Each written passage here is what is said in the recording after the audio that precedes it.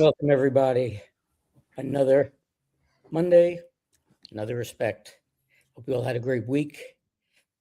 Kind of a bittersweet day today, as this is my swan song as I pass the torch on to Stu and Elisa.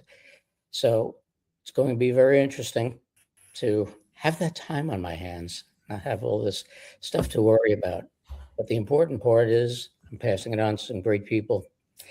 And in order to do this final show, I wanted it to be something special, not just for you, but for me as well.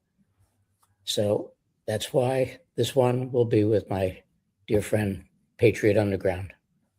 How are you all doing, everybody? Very well. Doing great. Thank you, Mark. I'm doing great too, Mark. And it is a bittersweet day. Honestly, I've been looking forward to this because you and I haven't really sat down and done a show in months now. And I really missed it. We've had plenty of conversations off the air, but some of the most amazing conversations that I've had on the air and certainly off the air have been with you. And I made it clear to Mark when he asked me, it was obviously an honor for him to suggest that we get together for his final show and wanted me to be his final guest. That believe me when I tell you, my friend, that's not lost on me. But I said the only condition is that, Mark, you got to come back and you got to pop in every now and then, and you can only be semi-retired. You have to come back to my show and my platform. And he absolutely agreed to that. So I'm looking forward to this one today. And I just got a chance to meet Stu and Elisa for the first time. So should be a great conversation. Happy to be here. And we were just having a quick conversation before we came on about some of the best chats we've had we haven't recorded, and then we had a 20-minute discussion which we didn't record, which we could have recorded quite easily, couldn't we? There was so much there. One of the jokes that Patriot and I have had for a long time is we have some of our best shows off the air as we just spitball topics and go back and forth on different things. And there's a lot that you folks have missed, but I think we're going to be able to get into a lot of different things today because it's always an interesting conversation and there's a lot to talk about.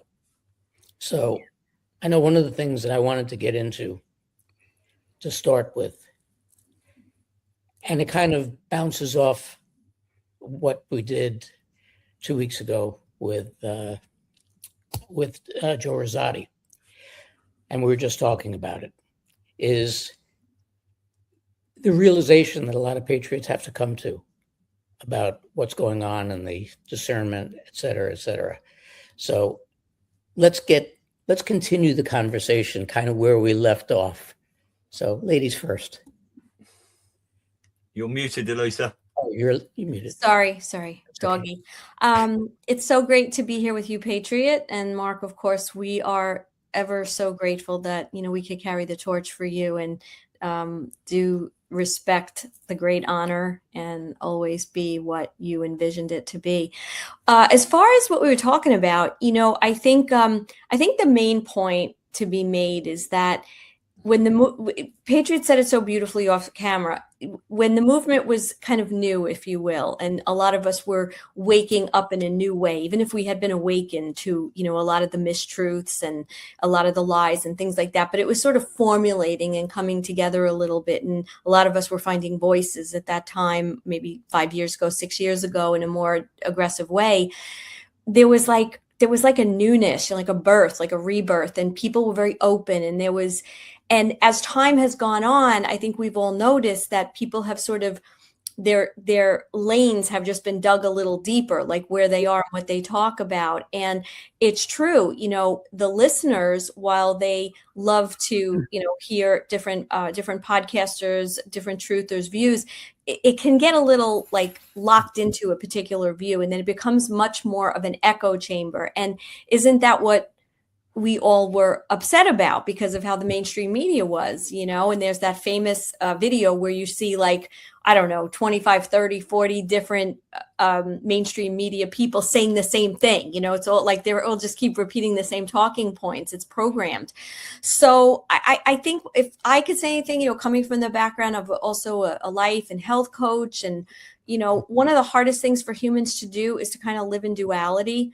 And I would say that the best lessons, the best creativity, the best messages from our creator come when there's an open mind. And, we love having followers, but we're human too. So, we look at facts, we look at information, we do 11 million hours of, research and studying and talking to others in the community. But I think our listeners need to understand that they have a great deal of consciousness power and their own gifts and creativity that comes from creator. And so I would say use that discernment, use that ability to say, maybe today it looks like this, but there's a chance maybe tomorrow it looks like that. And allow yourself not to be so attached, because this is a lot of moving parts. It's a military operation. There's a lot of psyops going on. And what we may say today, because of the way we see it and the research we've done, that might shift a little tomorrow or next week or 3 months. It doesn't mean we're giving up on what our core values are or our beliefs, but it does mean that in some way we're letting more in to widen the view. So I would say discernment, but also detachment. Whenever you get too attached to someone, it's like envision when you try to grip your hands together to hold water, you can't. But if you cup it and it's open, you can hold a lot. And it's the same thing with the mind and, with this operation we've got going on. Patriot, what do you think about that? Very well said. Absolutely. We were talking about this off the air, and it really started as just an offhand comment that I made, or that Mark made, that he and I have had some of our best shows off the air and unrecorded. But the reality is that I first of all, I agree with what Elisa said. I am reflecting a lot because I just came up on 5 years since I started. So when I came on the scene, it was March of 2021. It was right on the heels of January 6th. That was right on the heels of the stolen election. We had all gone through COVID.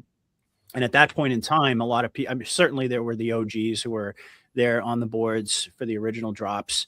I was a little bit late to the party as far as Q is concerned, but I had been awake for many years at that point. I'd woken up around like 2012, somewhere in that range.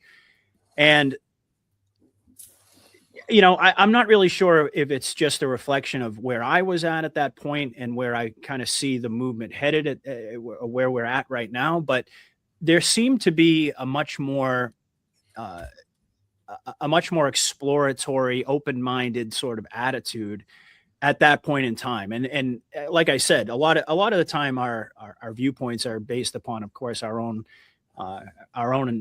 interpretation of where we were at a certain point in time as opposed to where we happen to be now. But I've definitely noticed that there's been a massive shift in terms of people choosing a lane. You hear that I used to hear that a lot, and I don't really hear the phrase dropped all that often, but I was very averse to that when I first started. I was first guest I had on was Gene Decode, and then I had Brad Olson on, and then I branched out and I just had all these different people, Carrie Cassidy on the show. We explored so many different angles. I had people on my show who were very much aligned with the Q drops. And then there were people who were very skeptical of it.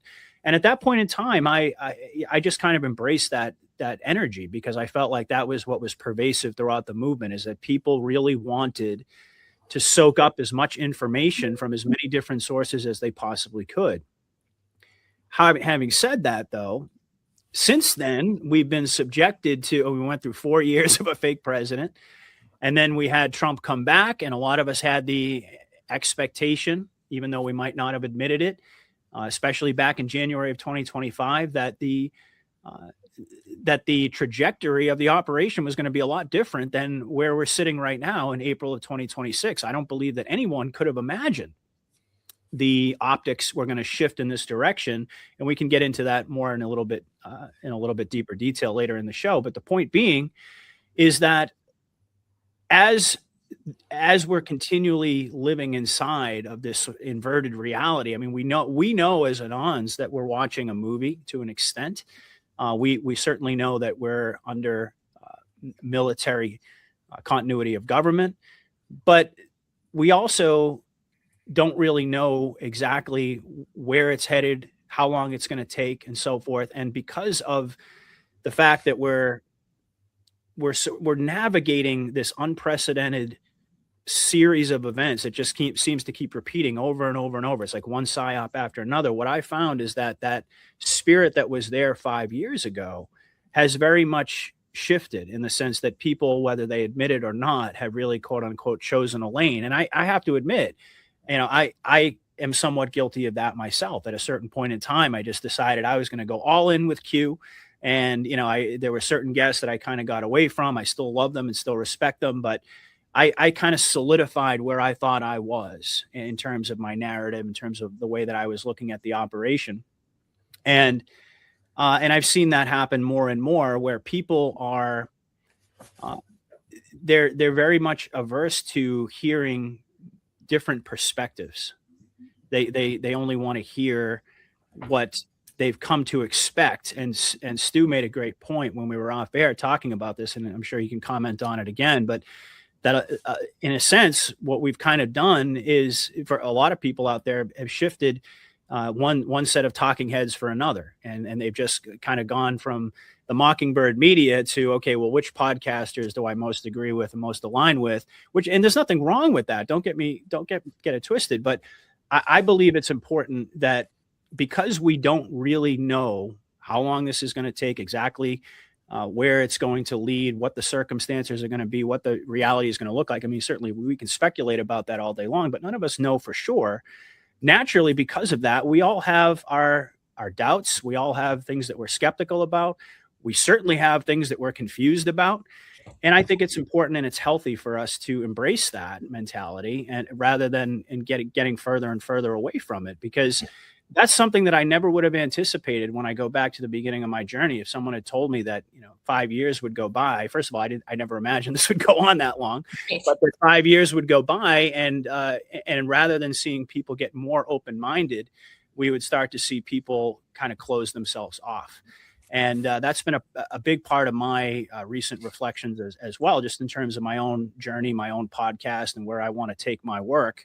And I've kind of made some decisions along those lines as well, to sort of start to segue back to where I started and do a lot more of my own individual analysis, because I think that's ultimately what the audience benefits from the most. Whether it's not for everybody. Some people want to stay in their own little lane, and they don't want to hear any kind of criticism or any kind of doubt or skepticism, and that's fine. But I would argue that a vast majority of folks out there, what they really want is an authentic conversation where people are talking about the things that they're thinking and they're feeling. Sure, they want reassurance. That's a big part of it. But they also want to know that they're not alone in their thoughts and their feelings, because so many people that listen to our shows are relatively isolated and they don't have anyone to talk to. They tune into podcasts to get some sense of direction in a way, but also to hear voices out there that are speaking to what they're thinking and feeling. And if I brought anything to this movement, ultimately that was it. I mean, I told people right in the very beginning, I mean, I don't have any information that you don't have. I'm just another guy trying to figure it all out. And I built my platform around that. And I think it's important, given where we're at in the journey right now and the overall trajectory of the operation, that we remind ourselves of that and embrace that mentality once again. So I'll leave it at that. Pass it over to Stu. Yeah, I mean, it is tiring, isn't it? And some of us have been in this for a long time.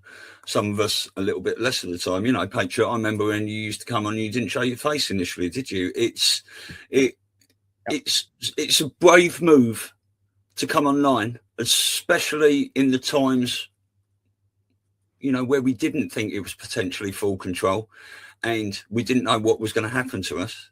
But just briefly, I'll go back. I mean, I think I had my awakening when I was about 13, history lesson at school. I just thought, this is all lies. I didn't get it at all. And I just knew there was something wrong, and I didn't know anything about it for about 20 years until after 9/11. And, I really started looking into things then. So this has been a long journey for me. Like I say, it came into about 2013, 2014, 2015, and I was getting banned from saying things at events, and you're not allowed to talk about this at dinner parties, etc., etc. Trump came in, Q came in, I thought this is something different now, and it sort of ignited my passion again.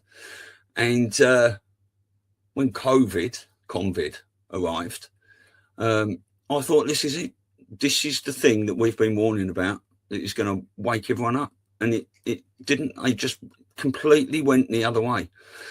But we all found out who everyone was, you know, even the people that were closest to us. And you can really understand the fact that people are getting fatigued because of so much psyopry, so much AI coming in, so much clickbait. People that haven't got the time to do their own research are latching on to people, like you say, certain podcasters, and they are taking their word verbatim, you know, and because they haven't got time to dig into these things themselves. So it's like they've swapped the mainstream media heroes for podcasting heroes. And it's, you should never worship false idols. I don't like, you know, I love Trump, but don't bow down to him. You know, I kneel to my creator, whoever that is. And that's, I imagine, what everyone should do, you know. I mean, look, if they'd have told us 10 years ago, 9 years ago, in the Q drops, that we're doing this 8, 9, 10 years later, would we all be sitting here doing it? Probably not. But we fight on, don't we? And it was in May of 2020, I decided, I just went out cycling with my little GoPro there and started doing little videos myself and started getting banned off Facebook and everywhere else. So, yeah, I'm still here. I still fight on. We have to, don't we? Well, this is the whole key. This is why we're here. This is why we're doing it. And I've been railing about this for a long time, that the people have gone, instead of ascending and learning and researching, they have just traded us. We become the new MSM. And they've just traded up to a better class who's trying to tell them the truth, trying to tell them facts. But when you're doing this, especially in a PSYOP, you don't know what the facts are. As we had said a couple of weeks ago, you know, we know for a fact we're in a war. We know for a fact this is a PSYOP. Beyond that, what do we know? We don't know nothing. There's absolutely nothing. So, you know, where do you go from there?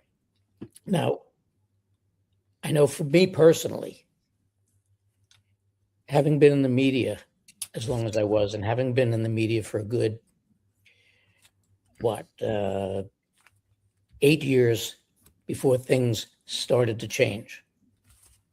And then 18 years before I really woke up and said, okay, this is really getting stupid now. Not only have they changed the agenda, but they're getting rid of all of the old reporters, all of the actual journalists. And it almost became a sort of age discrimination case, but nobody wanted to push it that way.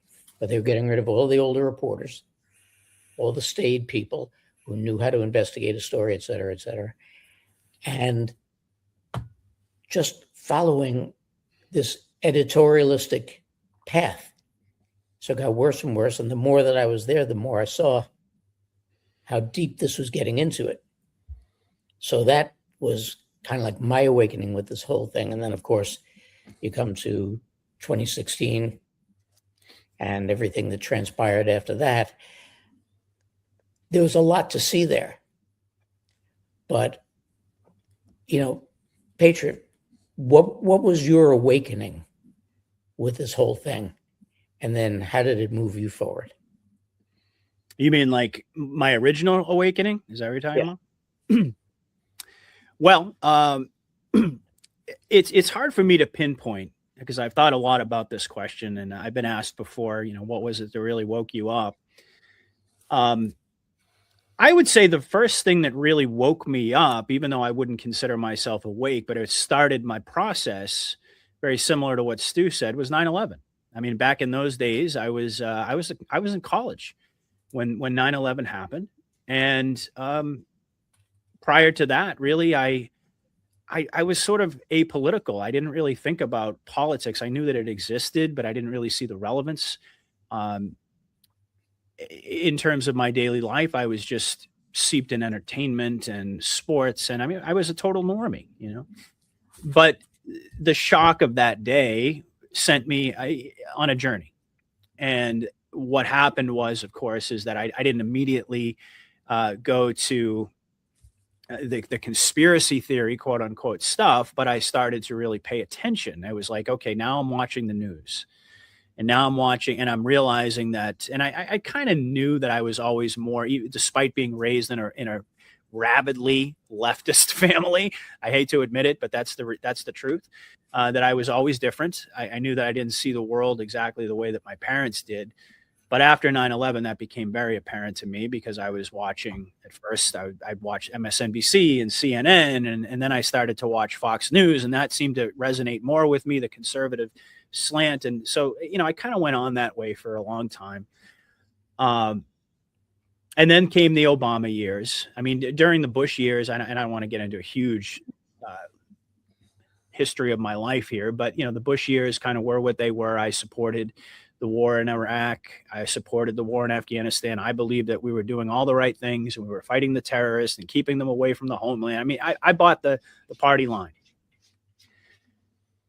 And it wasn't really until Obama came around that I started to think to myself, wow, this is crazy, because the more I'm listening to mainstream media, the more I'm realizing the inconsistencies, the more I'm starting to figure out that they're not telling me the whole truth. They're not giving me a whole picture here.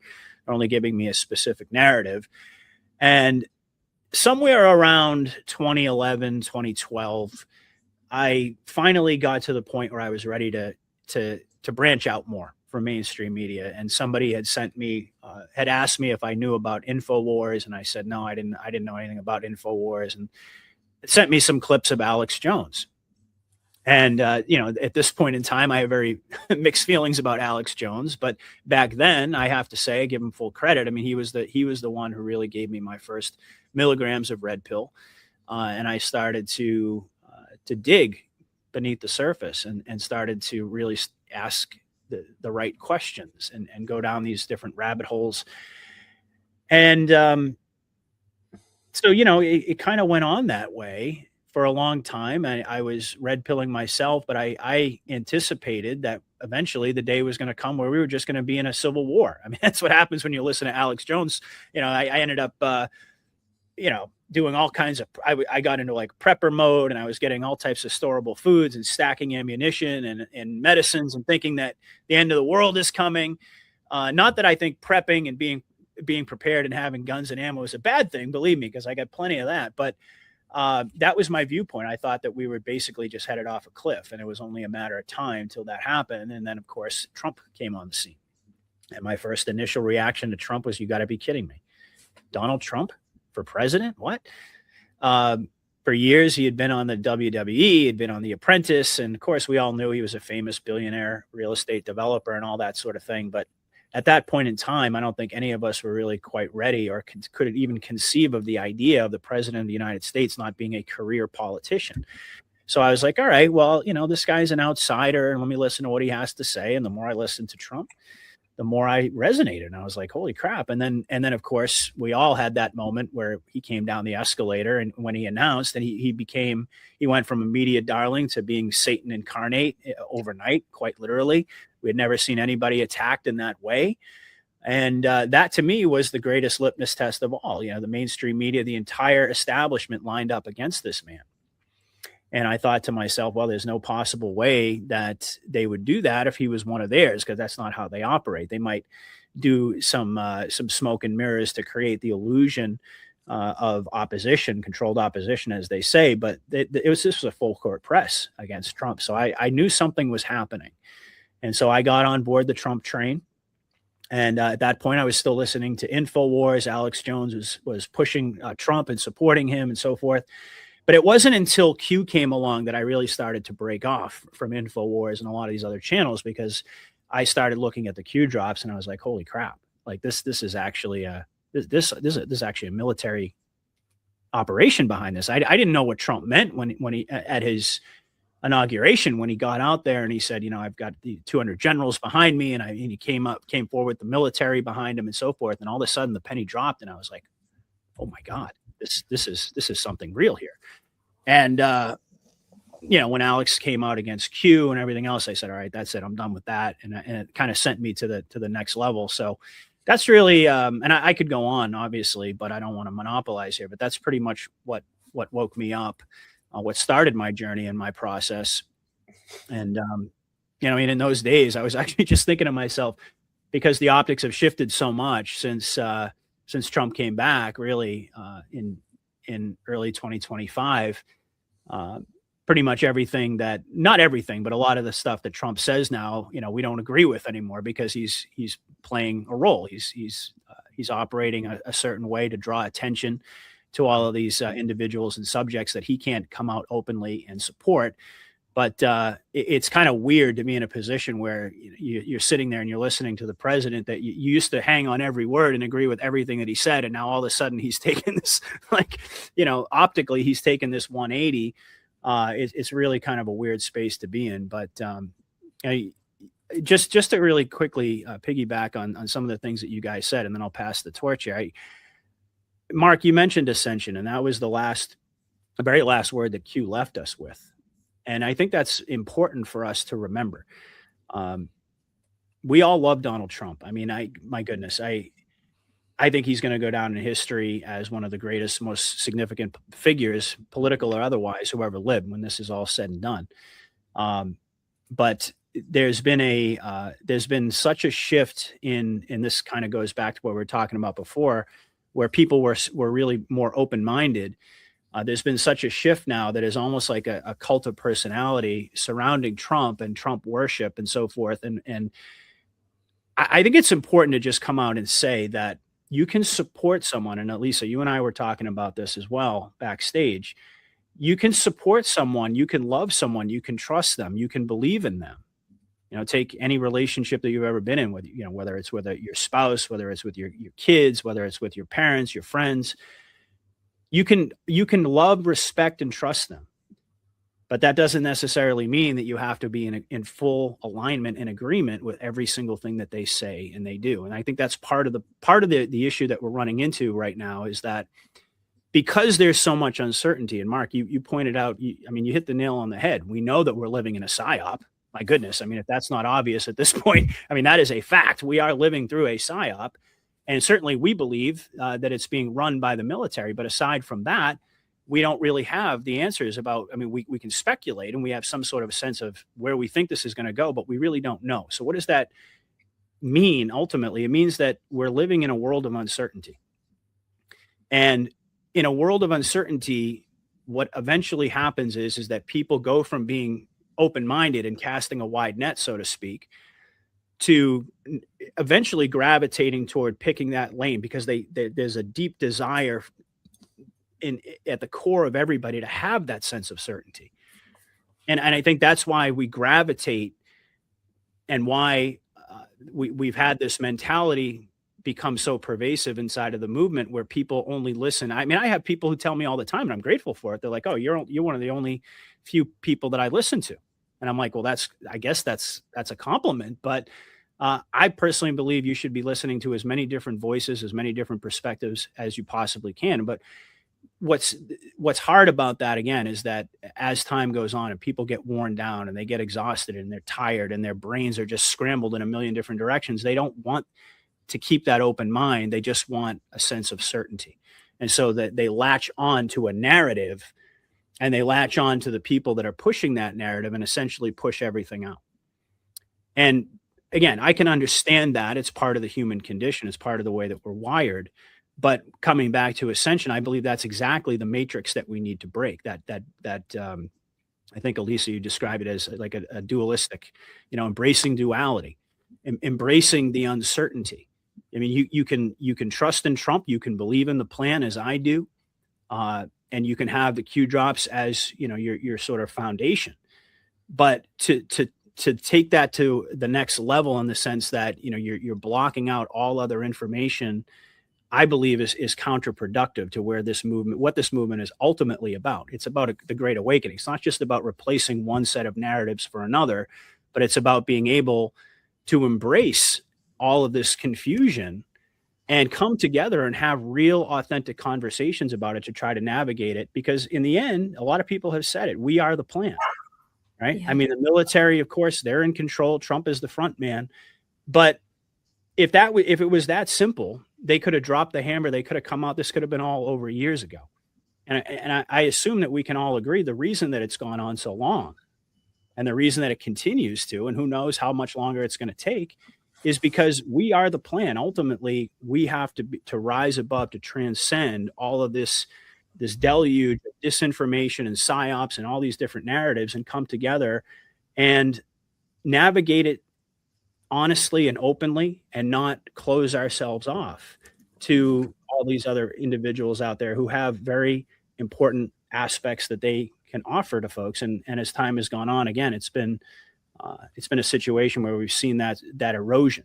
And I have personally made a commitment to myself that I want to get back to kind of where I started. I mean, you can never fully go back, but I kind of want to revert back to that place where I was in a much more exploratory mode, because I fell into the same thing just like everybody else.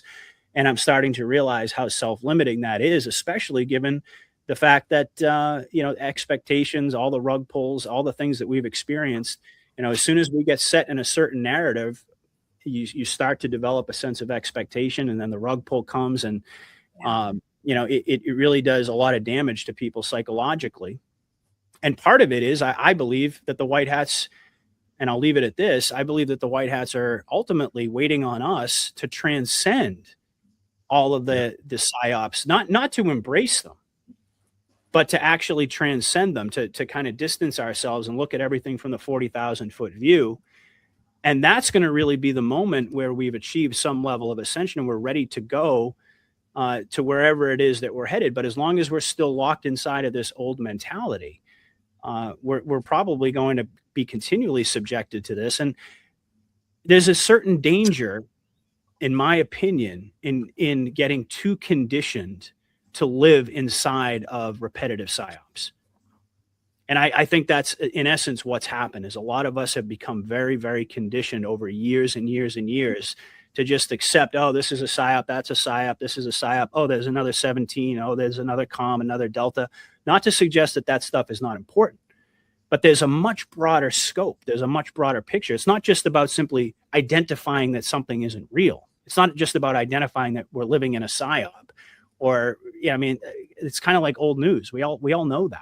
The question is, what are we supposed to do in the face of all of that? And I believe that some of the things that we've been talking about tonight are probably the correct path for humanity, for us to get away from this idea of picking a lane and not allowing ourselves to be so conditioned that we don't ask critical questions, that we don't criticize, that we don't talk about our feelings and our emotions honestly with one another, because we're afraid that we're going to get branded as a panic-in, or as a traitor, or whatever. There's been a lot of labeling that's gone on as well inside of the movement that wasn't there in the beginning either.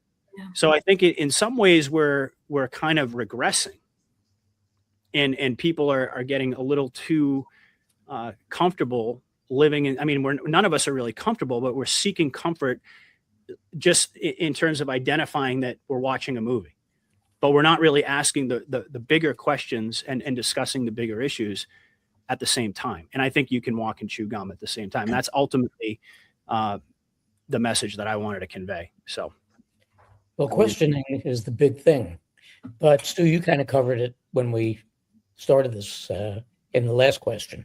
You kind of covered where your awakening was, but clue us in a little bit more. Can I just add a couple of bits to what Patriot said there? Being from the UK, obviously we've got David Icke here, and we started hearing about him and reptilians in the 90s and all these things he was going on. And, I owe a lot to David Icke and Alex Jones for the awakening journey they took us on, because they were two of the, whether they got their information from other people before. But in my lifetime, my awakening, they were the people that really ignited my passion for this. Whether I align with what they're saying now, which I don't, a lot of it, you know, especially David Icke, because he's completely anti-Trump. He never talk about Q or any of these things. But like you with this prepping, I mean, we haven't got any guns over here, unfortunately, so we can't like get all tooled up. But I've had a 10 days of darkness shop upstairs for about 6 years now. It's all in tins. I wouldn't want to live off it every day, but I could survive off it if necessary, you know. But I got to about 2015, 2016, and I thought, I'm just going to have to let this new world order come in, or whatever it's going to look like, and then I can say to people, can you see it now? You know, so that they were very frustrating times. But what you were saying about we the people are the plan, 100%. And I believe when Trump said in his inauguration in 2017, we are giving power back to you, the people, and we the people have the power. But look around, they're not doing anything with it. They haven't taken it back yet. And I do believe potentially as well, the military are waiting for the people to, everything they've done is to negate the civil war. But I think the military might wait until it looks like we're just about to have one, you know, where the people have actually gone, that is enough.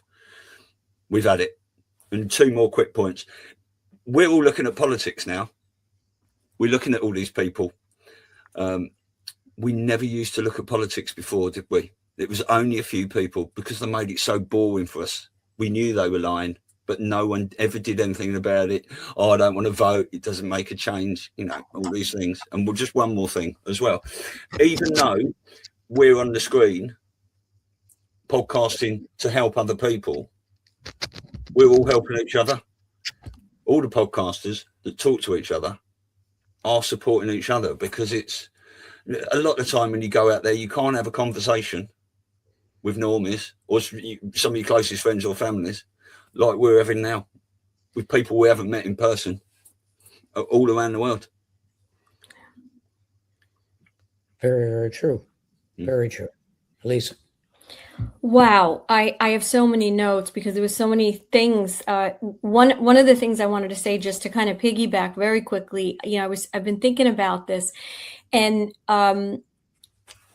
I think the biggest reason, if I've been, let me put it this way, I've been in therapy since I'm 16. So like, you know, I've always been on this like journey of self-actualization and understanding. And so I come from that perspective sometimes. And one of the things I noticed, right, I have a 19-year-old and a 22-year-old, 2 girls. And I noticed that they take some steps forward, you know, really independent steps. And then they kind of go back. And I think all of us as humans, I don't think we ever really want to grow up. And I don't mean that pejoratively either. I mean, like, there's a comfort in knowing someone's going to take care of you. There's a comfort. You know, my daughter's going to college. She's like, can you make me lunch today? You know, and it's that wanting to somebody to take care of you. Right. And it makes us human.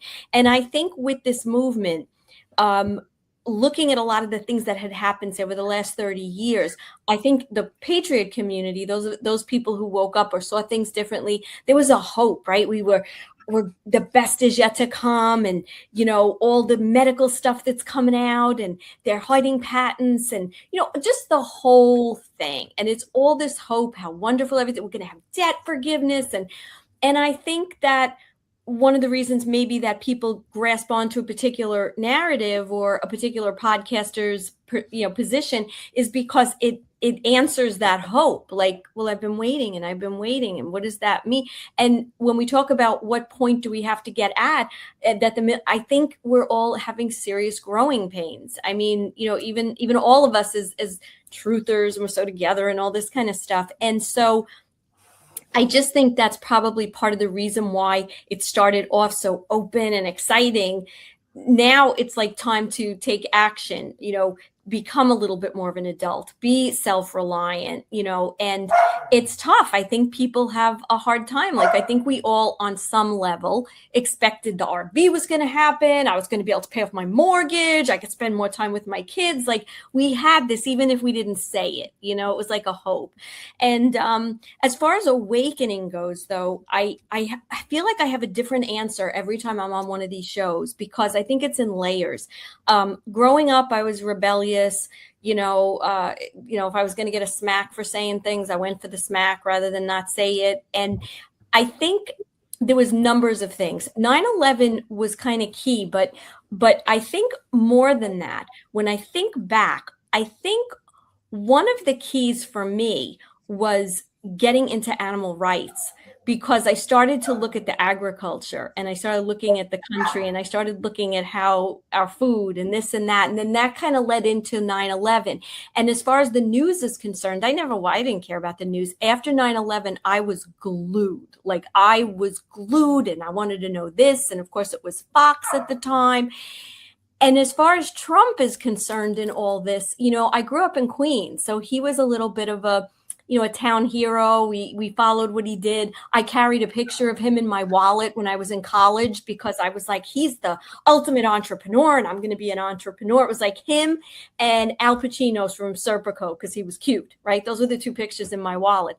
And but Trump woke me up when I think about it, because when Barack Obama, when they started the birther stuff, I would tune in every night. I think it was Hannity, and he would offer, I'll pay $5 million or whatever the heck he was offering Obama at the time to show his real birth records. I followed him when he came down to 9/11, to ground zero, and said, there's no way planes went through those steel beams, and so he was actually a pretty big part. And I felt, I'm so sorry about the dog, even going back to the days of Perot, Ross Perot, I was one of the lunatics who felt like we need a businessman in office, because these politicians don't know anything. They go to law school, they live in a bubble, and they don't understand the first thing about running a business. And what is the United States more than just a big business that has to be run? So in 2015, I went through a very, very painful divorce. And that was probably when the spiritual awakening came in. I started, I read like 25 books in 2 months. I followed Wayne Dyer. I followed Joe Dispenza. I was reading about quantum, physics. And that's when I realized there's more to what's going on that, that we have to tune into. So my big awakening in terms of all this was election night, because I was sitting there watching, and I flipped the hell out, and I'm screaming through the house, there's a coup against the Republic. And I'm like screaming, and my kids are like, Ma, what, seriously.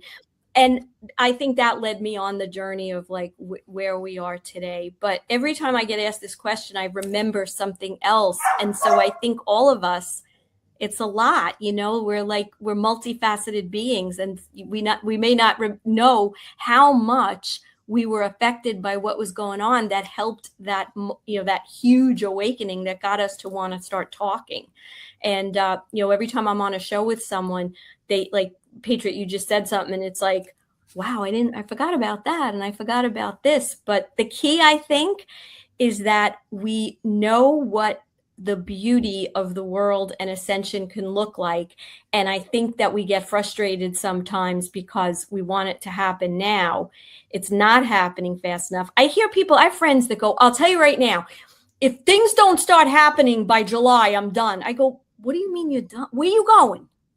What are you done? Where you going? You leaving the planet? Like, what do you mean? You're never going to be done. We just have to weather through this. Like, stop being an idiot. Where are you going? And they can't answer that. What are you going to do? You're going to stop paying your bills? You're going to go into the forest? But people do that because I don't think they can just accept that this is just painful. And you just have to wake up every day and just hope that you have glimmers of hope and you do better things with your life to improve your relationships, improve your self-understanding, maybe have a garden. Like, that's the best we can really do because we don't have control over all this stuff. Well, you see, that's the conditioning that we've gone through for decades. And that's what's created the voter apathy. That's what's created the personal apathy in people. The fact that we elevated the instant gratification switch in everybody's head. The Ozempic generation. Yes. So everybody is expecting, and then when it doesn't happen fast enough, they complain and they drop and look for the next thing. And this is all a segue into the next little bit, which is, let's look at the boogeyman in the room. Let's look at the cabal's most evil arm. And that's people like I used to be. Okay? Trump threatens media license, not because they criticized him, but because they lied. Now, we touched on this a little bit prior to going on the air. And this, to me, was kind of a double-edged sword because of the fact that I 100% agree with his mentality, because the media has to be held responsible for the things that they have done and that they continue to do. But by the same token, they have not repealed the Smith Modernization Act. By virtue of that, you've got no standing because they're allowed to lie legally. They're allowed to lie. So where do we go? How do we manage to hold the media responsible if that doesn't happen? So let's go the opposite way around. Start with Stu. I think it's coming. I think the media is being set up, whether they're controlled by the white hats or not. The public has to witness that the people that they have put their trust in are actually the ones that have been lying to them. And I said on the show the other day with this thing with Eric Swalwell, I believe these people with TDS, the Democrats, the leftists, whatever you want to call them, you know, some people on the right, they have got to witness their heroes going down one by one, by one, by one, by one. Now, some of this might already happened and it's a public rollout, but I think it's coming. And I did mention earlier as well, with this Smith-Mundt Act and the Modernisation Act, I think it was 2012, wasn't it, with Obama? I mean, there's some discrepancies in that as well, but is it still being allowed to happen because the white hats are having to put out these psyops as well to navigate humanity throughout this awakening, to steer them to where inevitably we know it's going to go into victory. I know it's a long drawn process, and like I say, you know, if they'd have told us you'll still be doing this in 10 years when your Q drops came out, would we still be sitting here doing it? Potentially not, but we are. And it's almost a life purpose, isn't it? A lot of us, I think we're here for this reason, really. And I just have one thing that you know, when Patriot and Lisa were talking earlier, I actually believe my awakening happened. The main thing that changed my life was a traumatic event in early 90s when I lost someone very dear to me. That was the main catalyst of my awakening that made me look at the world in a completely different way. It wasn't the information, 9/11 and all these things. They all came after that. And I do believe as well that you speak to a lot of people in the truthing movement. Many of them have had some sort of trauma in their lives, which has made them look at life in a different way. And we can all say this as well, can't we? When you lose the fear of dying, you start to live. And you find your power and your voice and your strength. Very prophetic. So true. Lisa. I love what Stu just said about this idea, because I think the spirituality and finding our connection again to our creator is so tied into this movement, because it's all about understanding the power of our consciousness. We have the power to heal ourselves. We have the power to create things. Like, we've been so detached from all of this, and this movement has enabled a lot of people to start embracing that, but this idea of living, most people live in fear, so you're not really living, right? And then you hit a certain age, oh my God, it's like going to 87 doctors every week, and that's their whole life. Tuesday I see my rheumatologist, and Thursday I see, and there are some people I look in this movement, like I was just watching W. Edward Griffin. The man is 93. And I was like, this man is such an inspiration. He's like, oh, I got so much more to do. But people mentally have been trained to just die, And so when you start to realize, like, this is just a transition to something different, then you free up, and you want to do things. You want to help people. You want to, like, just live life. And I think that's a big key that I think they're trying to, I don't know, hopefully get us to see. But this journey, like, I think everybody thinks, like, we're going to wake up one day, there's going to be a big announcement, balloons are going to be let into the sky, we're all going to be like, oh my God, we're here, we got here, and where this is the hardest part for people to realize. I think there'll be certain things that our lives will get better. Maybe we'll get a little more money, maybe they'll end income tax. But even with income tax, I mean, this post that came out last week by Marjorie Taylor Greene talking about payment and talking about Bannister and everything like that, I don't think they want to just turn around one day and go, all right, guys, you paid your taxes, like, you've been rooked, we're going to give it all back. They want us to stand up. How many people out there that you talk to, your friends, your family, you're like, you may say, we don't have to pay taxes. Not, oh, come on, you're dreaming. God, we'll see you in jail. So we've got to get to the point where people actually embrace that and start standing up. I don't think they want to give us anything on a silver platter. And the people that watch the news now, that look, I have a relative that thinks she's like personal friends with everybody on, whoever the hell these people on the 5, the this, the that. And I'm thinking, I don't think she realizes, like, it's scripted. Like, a lot of it's scripted, and I don't want to hurt her feelings, because when I do, she just screams at me. I have a tinfoil hat and doesn't talk to me for 2 months. So I'm like, oh, that's so nice. Yeah. But this is what we're dealing with. So to Stu's point, it's got to come. They're going to start revealing this publicly. I personally believe a lot of this has been taken care of, and the White Hats are in control of the media, but you got to kind of do it so that, think about a kid, right? You start telling a kid what not to do and this and that, they're either going to do it or they're not going to listen. But if a kid has their own experience, they put their hand on the stove, you don't have to tell them anything else. They have their own sense of what they've just learned. And we're all pretty much, some of us a little, like, maybe in graduate school, maybe we're getting our doctorate, but most people are still kids around the world in terms of how, I think it's growing, I think it's growing where people are taking it back, but I just don't think we're going to wake up one day and be like, we're here.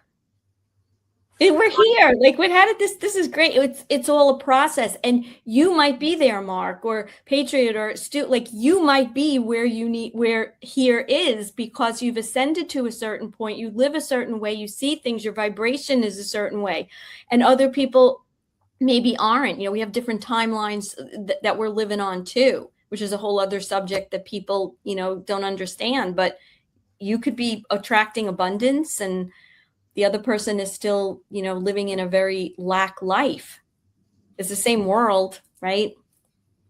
See, I think that in regard to that, I know in my own particular case, I see a lot, I understand a lot. But I still tend to question everything. If something doesn't quite ring right with me, I've got to question it. And there's a lot in this movement. And again, always, right front and center, it's a psyop. Never forget that. You look at certain things and you got to say, come on. Can I go ahead. Sorry, can I just add to that very quickly? If the White Hats wanted to gauge how many people were living in fear, had given their power away, and they weren't behind it, but whether the White Hats used COVID as, to go underground with these operations, clear out tunnels or whatever. But if the White Hats were trying to gauge how many people were asleep and COVID came out, I'm sure they must have taken a step back and said, we've got a journey ahead of us to wake these people up now. Oh, yeah. Oh, yeah. I think even at this point, yeah, I think the numbers are quite where we would like them to be. But Patriot, how about you?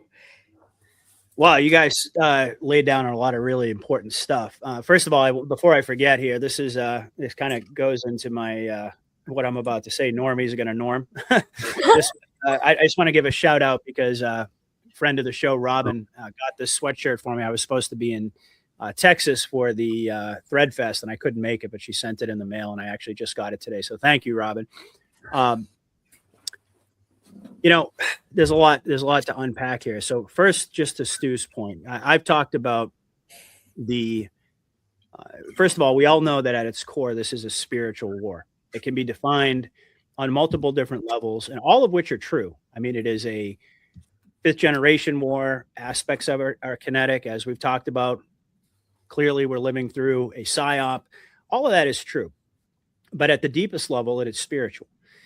And why is it that we're sitting here having this conversation and that there are a few thousand people out there who are listening to it and several thousand more that are going to listen after it goes live? Why is it that we're here and other people aren't quite there yet? Kind of like Elisa was saying. And all of this ties together with the media as well. I myself, and I've talked about this on my show many times, I had a very traumatic experience happen to me when I was 17 years old. And really, I mean, I guess thinking back to Mark's original question, when did you start to wake up? It definitely wasn't at age 17, but that was the catalyst that ultimately laid the groundwork for me to eventually arrive at this point. Because so many of us, not to suggest that everybody out there doesn't have problems and obstacles that they have to overcome. That's absolutely true. But there are degrees of that. And some of us were blessed with these we didn't think of them as blessings at the time. I sure didn't. My whole life felt like it was falling apart. And indeed, my old life was. And I spent years trying to recover what I felt like I lost before I finally realized that I was fighting the wrong battle. That I was never supposed to be the person that I was when I was 17 before that happened, but that in fact, that event happened in order to mold me into the person that I was ultimately going to become. And I didn't really come full circle with that until I started my journey at age 41. There's a lot of years in between there where I was trying to figure it all out. And suddenly I put my voice out there and I had all of these people resonating with me. And I realized that the Lord had put me through all of that in order to prepare me for this moment in time. And there's something inherent about going through a traumatic experience where eventually you have to redefine your life. What does that really mean? And I can't remember which one of you said it, but it's ultimately, I think it was Stu, when you rise above your fear, whether it be of death or really whatever it is, criticism, embarrassment. I mean, we all have our fears, but when you rise above those, you transcend them. That's when you truly start to live. That's when you really begin to embrace what freedom really is. It's overcoming fear. And in a lot of ways, I think we're still seeped in that fear. And that ties into the first subject that we were talking about tonight, why people are getting themselves inside of this little box and choosing this narrow lane as opposed to reverting back to where they began the journey, where they were casting a wide net and listening to, and I'm not suggesting that you have to believe and resonate with everything that everybody says. That's not the point. But when we start to shut down the conversation, we start to limit the conversation, I personally think we're going in the wrong direction.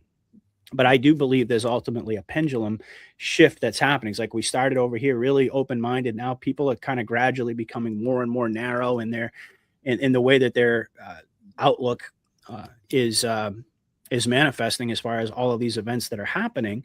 But why now have they really amped up the psyops? Have they turned up the volume so loud?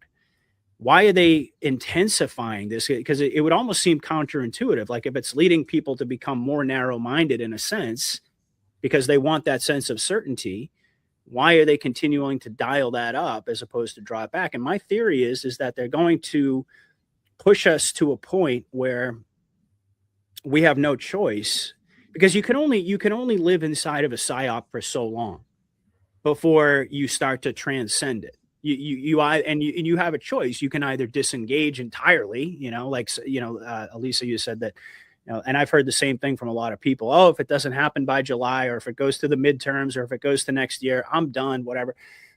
I think what that is people basically saying that they're getting to a point where they feel the need to disengage from the psychological operations. And I do believe that it's very important to take time to do that. It's important to actually go sit and watch some mindless entertainment for a few hours, go outside, go for a walk with your dog, spend time with your family, live in the real world. You have to do that in order to stay sane.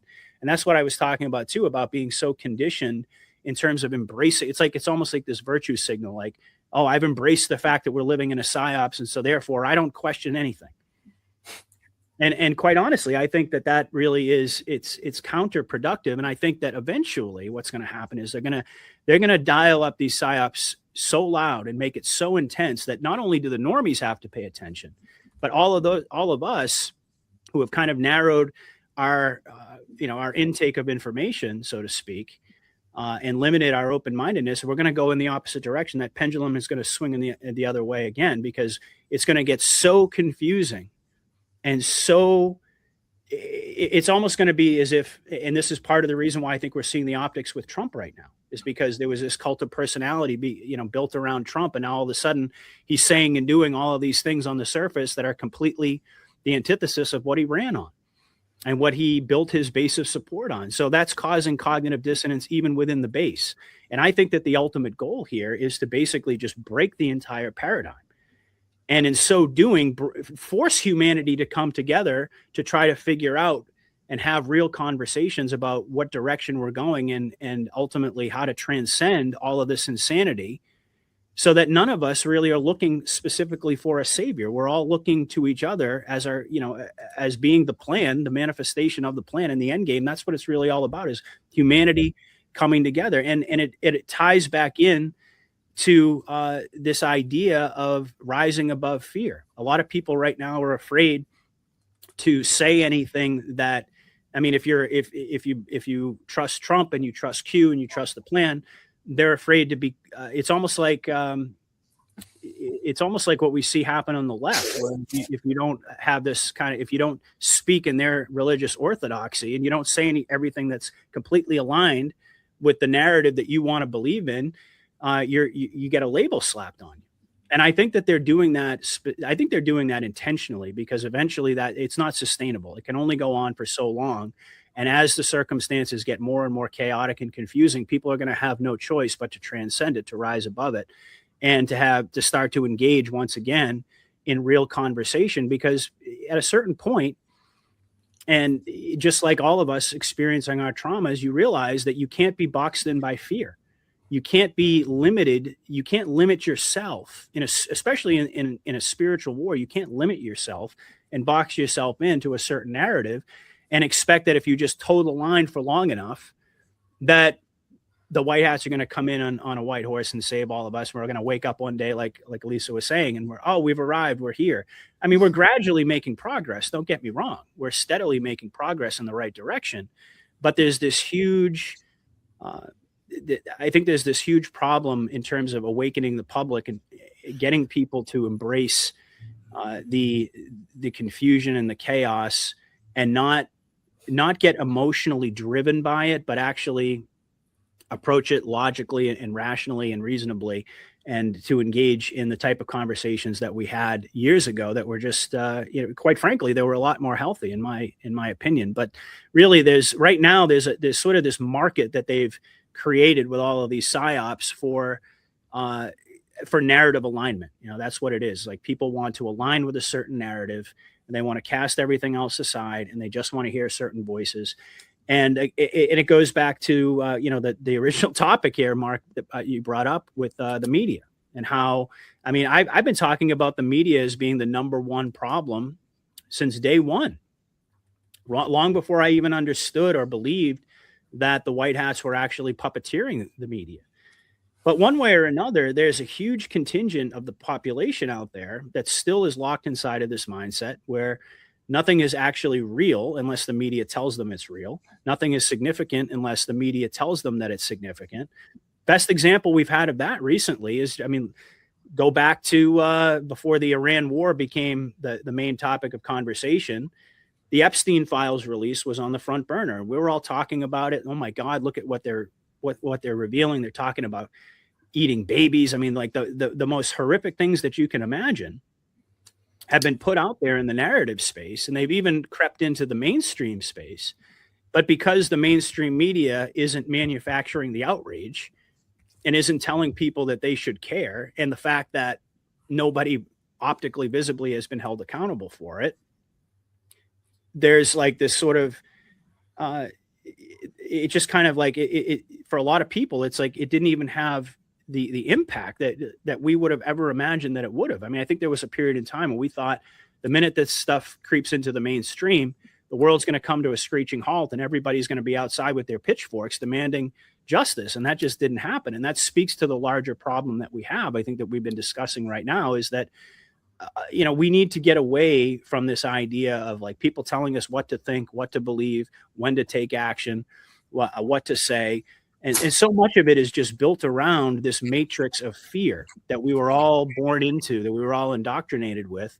And it really has kept humanity suppressed. And that really, the main goal is to transcend that. And there's no simple answer as to how you get there.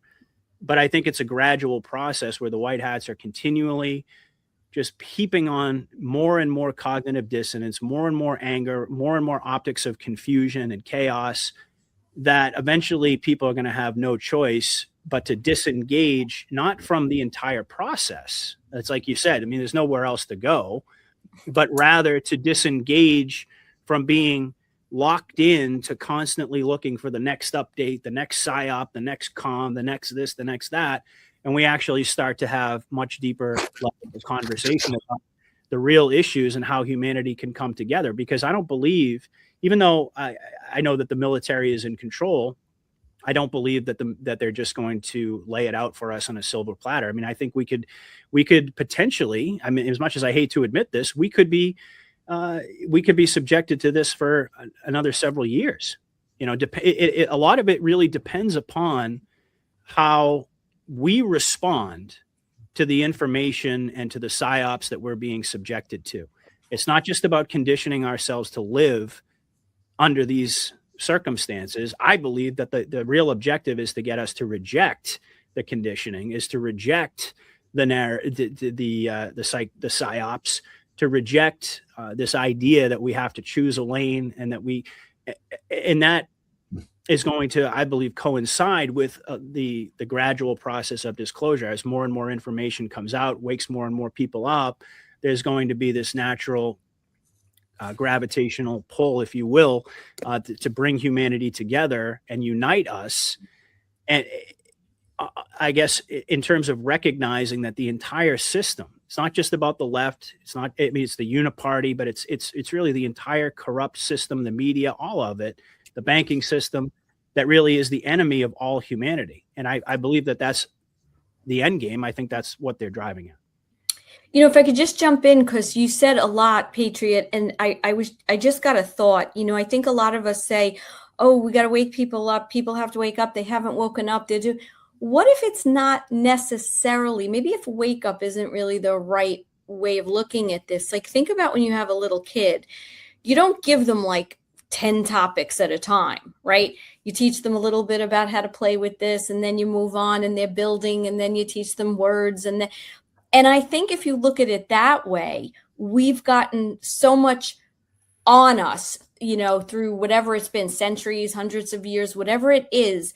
I think it might be more of an elevation they're trying to do. So I don't know necessarily, we call them distractions, and they very well may be, but you got to figure this team, these military folks that know a hell of a lot more than we do, they've got psychologists and people who understand mind control, and people who understand what they're doing. And it could just be that you put this Epstein stuff out and we want to have a window of 4 weeks, 5 weeks, then we got to let that go a little bit because there's a process of metabolizing that.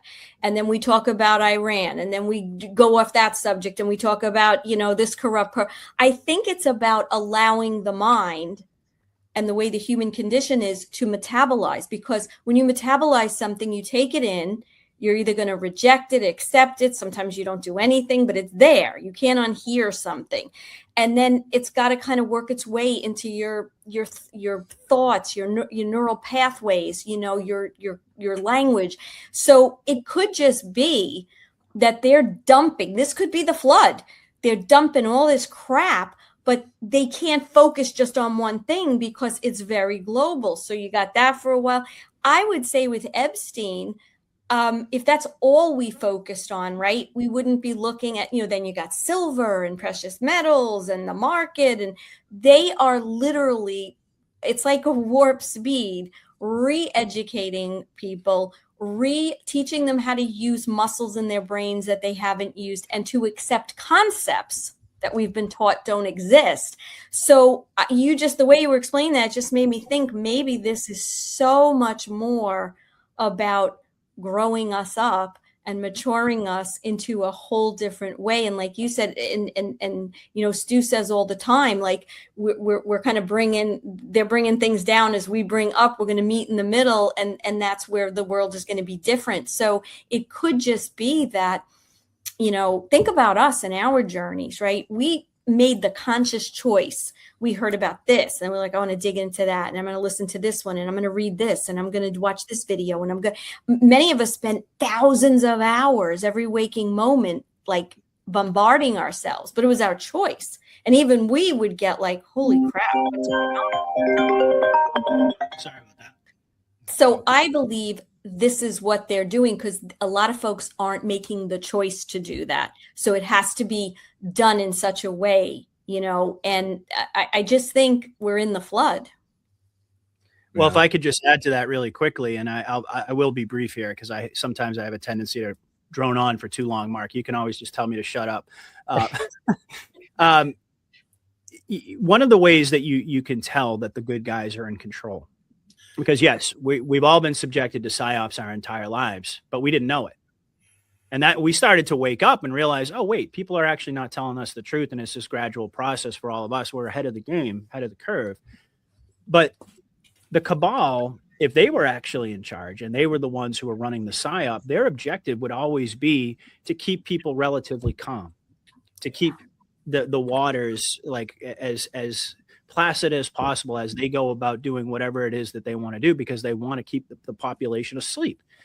I mean, it's pretty obvious that when Q came along and started this grassroots movement and aired all the dirty laundry, and that's putting it mildly, of these evil people, that was not in alignment with the cabal's interests. So we know that. But here we are in April, and we can see how, and we've been talking about how chaotic things have become. That's the opposite of how the cabal would operate. And I think it speaks to the point you were making just now, is that the white hats they're using psychological warfare on the population, but they're doing it to reverse engineer what the cabal had established over decades and decades and decades of programming. While we were all asleep, they were running continual psyops on us, but we had no idea. And now people are more and more asking questions. I mean, even like you listen to Joe Rogan and he's like talking about, geez, I don't think any of this stuff is real. Feels like we're watching a movie and so forth. So this message is getting out to millions and millions of people. It's becoming mainstream that something just isn't right. And I think that's part of the objective here is you talked about, and we often mention the catchphrase of, it's all about waking people up. But what does that really mean? What does waking people up really mean? Is it just a simple acknowledgement of all of these horrible things have happened and now we know that they happened, so we know the truth?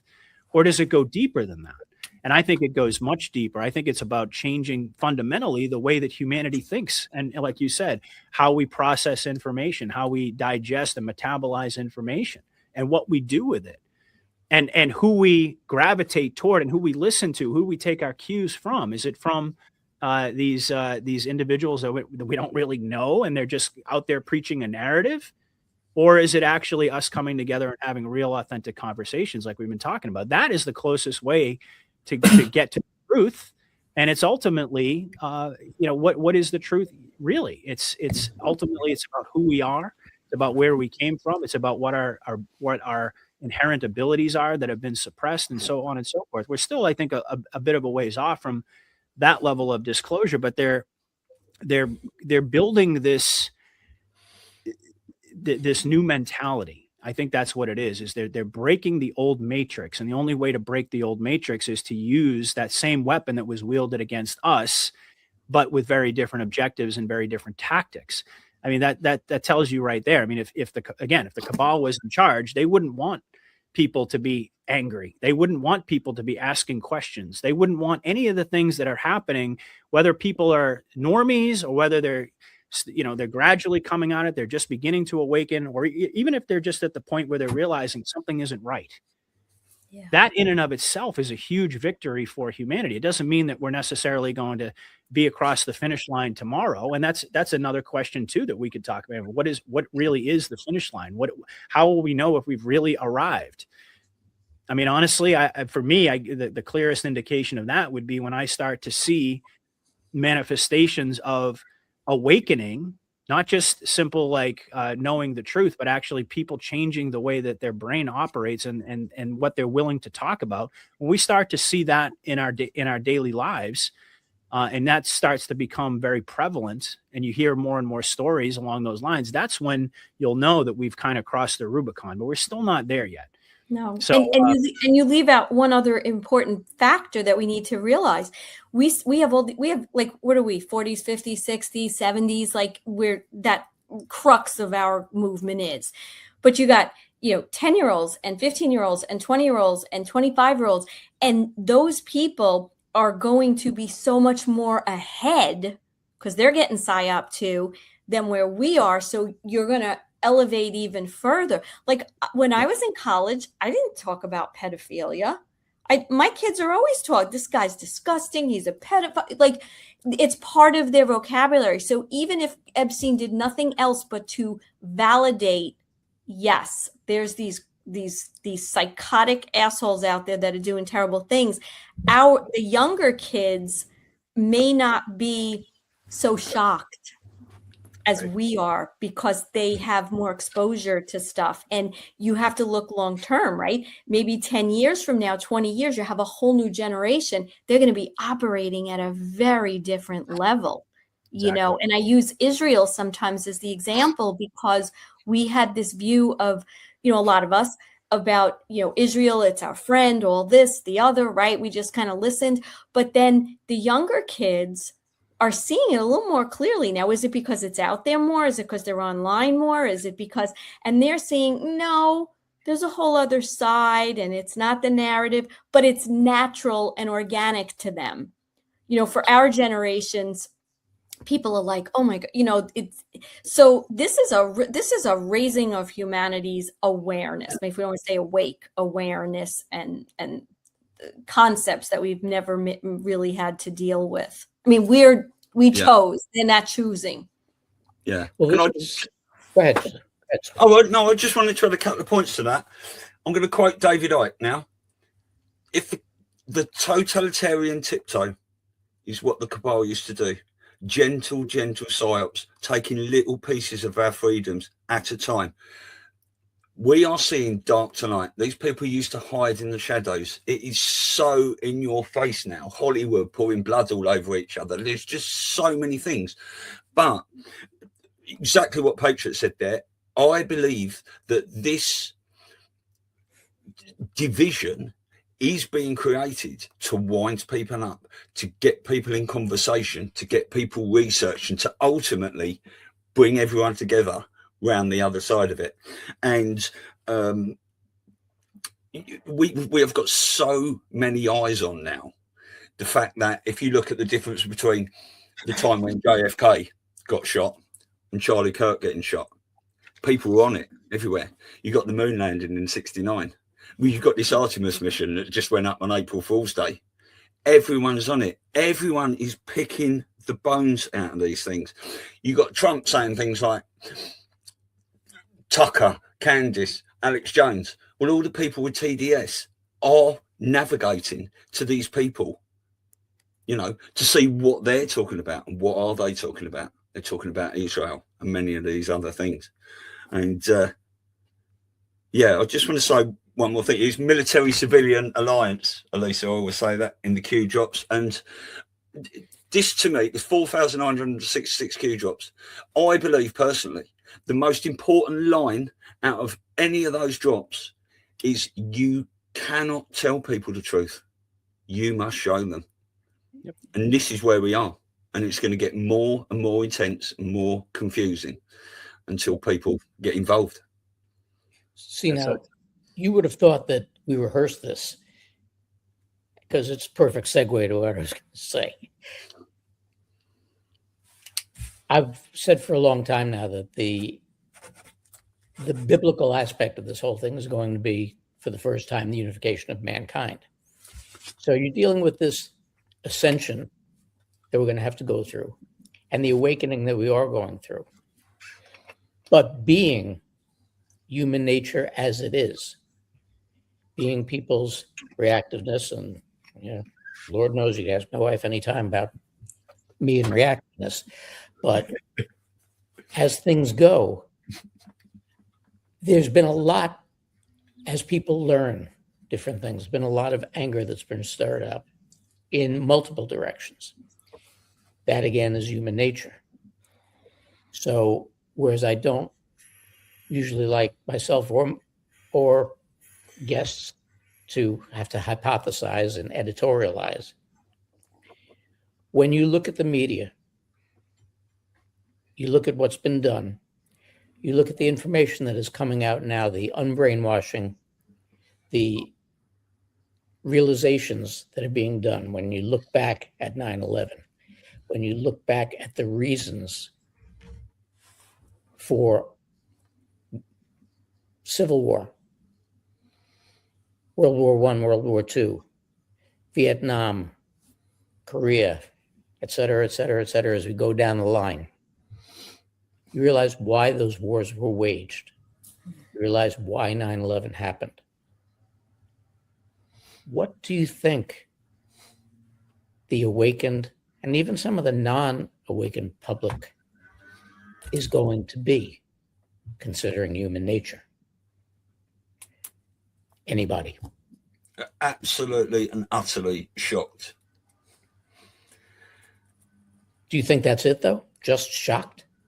Or do you think it's going to be? No. Initially, everyone's got to reach the point where they realise that they've been lied to. That heartbreak moment. Yeah. And we've been saying you can't wake these people up anymore, right? You can't red pill these people, but this is what we keep planting the seeds. I say it all the time. And the truth is learned, never told. It's down to everyone. You can plant these seeds all you like, but people need to go away on their own, have a look at something, and have that moment. It's going to be horrendous for a lot of people. Yeah. But this is another reason I think this wake up process is being slowly drawn out rather than a bucket of water in the face,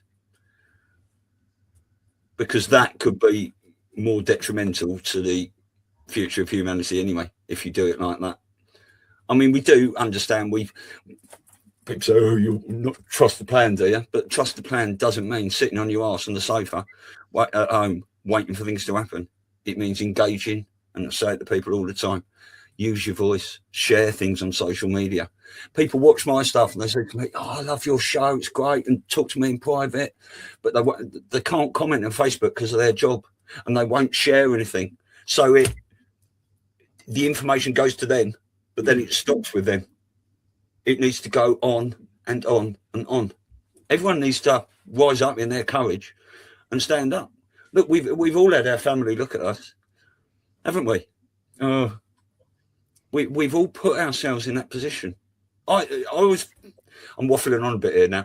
I was very much, as a younger man, I wanted to be liked by everyone. I wanted to go to every party. I didn't want to miss out or anything. And the more my awakening has happened, the more I just speak to like-minded people and isolate myself, go out into nature every day, you know, to get away from the computer. The more happy I am in life. The more comfy AF I am as well, with everything that's going on around me. Patriot? Well, yeah, the Matrix is built around fear, like I said a moment ago. And, you know, it's not like everybody's walking around and they're consciously aware that they're afraid. But why I mean, the manifestations are everywhere. Even when you plant the seed, like Stu was talking about, people want to have private conversations with you, but they're too afraid to step out and actually put skin in the game, I guess, if you will. And to a certain degree, you can understand. People are worried about, and then this is where the fear comes in. They're worried about their financial security. They're worried about their job. They're worried about their reputations. They're worried about the relationship with their family, on and on and on and on. And again, that's the reason, that's what separates us, is we had those traumatic experiences that I guess created the fertile ground that was necessary for us to transcend all of that and to be able to come forward. I was kind of blown away by some of the comments that I saw early on, and still to this day, you know, people saying, you know, just the fact that you're coming forward and you're speaking about these things is inspirational. And I'm like, well, I don't have any of the answers. And I started to realize that that's exactly what people wanted. Like I've said multiple times tonight, people want more than just the truth. Yes, we want the truth, but we also really just want people to be real, and we want people to be authentic. And the only way to do that is to talk about what you're really thinking, talk about what you're really feeling. I mean, the reality of the matter is that it's okay to, even if you, like I said before, if you trust the plan, it's okay to question the plan. If you trust Trump, it's okay to not necessarily rubber stamp everything that he says or does, even though you may look at it through the right lens and say, well, we understand why he's doing it. Like Mark said, not every single thing that happens. I mean, you know, when things happen and they don't really make sense and you question it, doesn't mean that you're tossing aside your support of Trump or the plan or anything like that. You're just being real and saying, I'm not really sure where they're going with this, or I don't really like what they're doing over here. It's okay to be wrong about those things. I think personally, I think it's far more important to just tell the truth about what you're thinking and feeling. But, you know, in terms of, some of the things that have been talked about in this past segment here, I mean, the optics of division and all of the psyops that they're running on us and breaking down the matrix and so forth, it's really all about when you take a step back and you look at it from the 40,000 foot view, it's about using Trump's persona as a way of forcing conversations. I mean, Elisa, you had mentioned before, younger people are much more open and accepting to even talking about things like pedophilia. I was actually standing in line for coffee back when the last Epstein Files drop came out, and I was just sitting there waiting for my order, and I heard a bunch of teenagers talking about beef jerky and talking about the Epstein Files. I mean, they were just sitting there having this conversation about it, and that just blew me away. You know, and I thought to myself, my goodness, that right there is a perfect example of how the plan is working. And it's going to take a little while. But what's happened is that they've, through everything that the White Hats have done, they've normalized concepts. They've normalized conversations in a lot of ways. We're not fully there yet, but we're very, very steadily making progress in the right direction of normalizing the right type of conversations where people are breaking down their fear and their conditioning, and they're actually engaging in real discussion. And that's what I believe this is all about. Alex Jones, Candace Owens, Tucker Carlson, when Trump comes out and attacks them, I put out a post talking about this. I mean, anything that Trump says, it's like a massive spotlight that he's putting on these, especially if it's negative. And he comes out and he quote unquote attacks these people. It makes perfect sense that what he's really doing is he's drawing people, more eyes to what these individuals are talking about. What's Tucker Carlson talking about constantly? Israel, the neocon mindset. Why is Trump optically embracing that and embracing Zionism? Because he is, and this is where the genius of Trump is, I mean, it just can't be understated.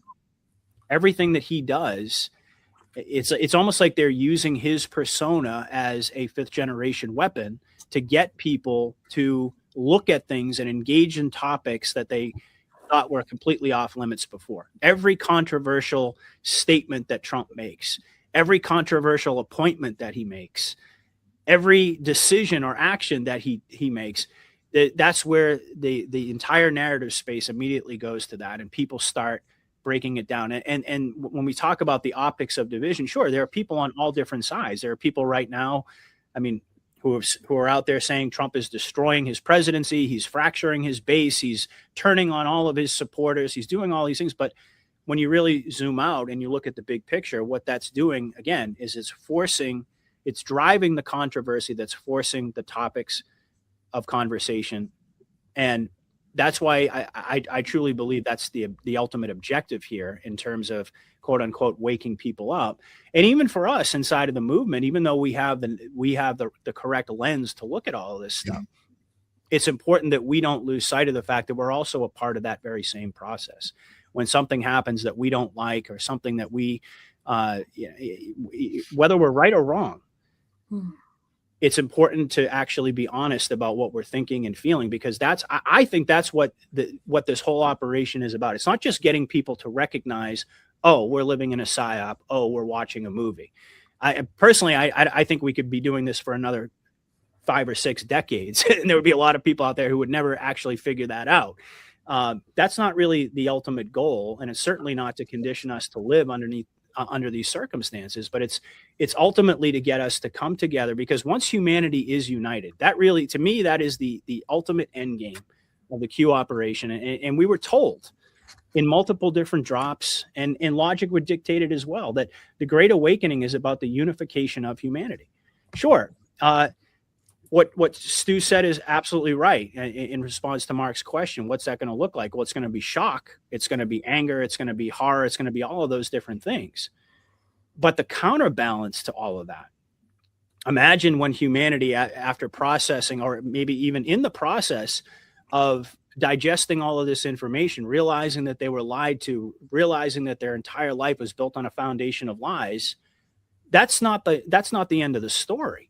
The bigger picture is that all of us have been subjected to this, despite whatever divisions that they've cast between us, whatever walls that they've built up between all of our brothers and sisters across the world.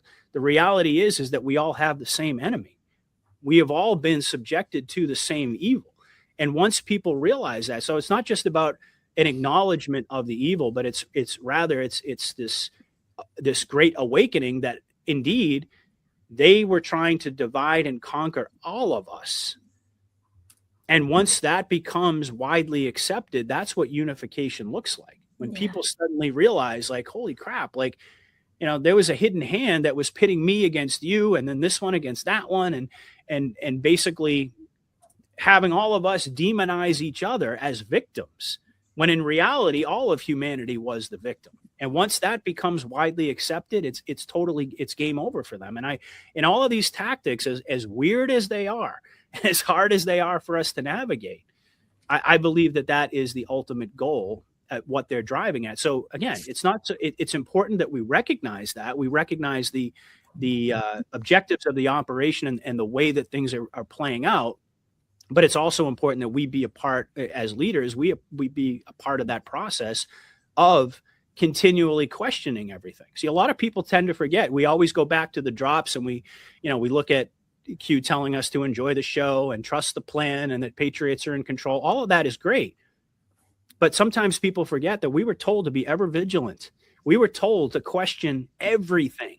And I don't believe that there was a little asterisk there like, oh, question everything until you figured out that we're watching a movie. Question everything until you figure out the extent to which you can even begin to wrap your brain around this plan. I mean, the most brilliant minds in the world have tried to figure this out, both on the good side and on the bad side, have looked at these Q drops and Trump and everything and tried to figure out what his next move is going to be. Nobody can accurately predict it. That's not really what this is about. It's not even just about recognizing the tactics. It's about recognizing our role. And it's not just a simple, like, you have to pick a lane and you have to stay in that lane and just preach a certain narrative. No, it's about all of humanity having the courage to rise above their fears and to engage in the conversations that ultimately matter. And we have to be at the forefront of that and never forget that it's part of our responsibility to do. So, a lot of people will, and I've seen it multiple different times when I've just made a simple, and I mentioned this backstage, I've made a comment, or I've posted something that's somewhat critical of the operation or expresses some sort of sense of anger or frustration, whatever. And immediately what you see a lot of people responding with is like, let them cook, trust the plan. What's the matter with you? You're panicking. It's like, and that's exactly what I believe the mentality, that's the type of mentality that the cabal would like us to have, rather than it just expressing those feelings and using all of that in order to engage in an authentic conversation. That to me is what this is all about. Again, the matrix is based on fear. And so if you know the truth and you recognize the general scope of the operation, the trajectory of the operation, that's fine. But if you're still afraid to question things, then what have you really accomplished? If you're still afraid of being labeled a certain way, where have you really arrived at? And that to me is the ultimate goal here, is breaking down, using all of these psyops to break down people's matrix to the point where they're no longer afraid of what other people are going to think. They're no longer afraid of what other people are going to say, and ultimately step forward in mass and have humanity take over what is, I believe, our role in the end game here. That's how I interpret it when people talk about we are the plan. That's ultimately what I think the objective is. I'll leave it at that. It's two of the things that you brought up there. The greatest motivator in life, even more than pain, is fear. And that's why they chose that as their direction. Okay, you keep people afraid, you've got the control. But also, a very, very key phrase that you used, which is used all the time, patriots are in control. I think one key point that people have forgotten: we are the patriots. Right. Amen. Yep. We need to be the people in control, not them, not the powers that be, not the wealthy. We, and I think that's what they're waiting for. Right. So not even just Trump. See, that's the thing. I mean, Trump is, we love Trump. He's the front man of this military operation, but not even Trump, not even the military. It goes to an even higher level. I mean, the unification of humanity will triumph against anything. There is absolutely, and Trump has actually said it he's used it in the context of America. He says, when Americans are united, we're completely unstoppable. Right. And so a lot of people are looking at these optics and saying, well, then why are you driving us all apart? Well, that's not really what's going on. That's the 5th generation warfare. But really, that's exactly the point. It's not just about trusting everything, trusting the military, trusting Trump in the sense that we're rubber stamping everything, and we're sitting back and we're going like, okay, so they're doing this, and this that don't look right, that don't seem to be. So what are we supposed to do in light of that? Are we supposed to just say, well, trust the plan, let them cook, don't be a panicking? Or are we supposed to actually talk about what we're thinking and feeling? Because you're right.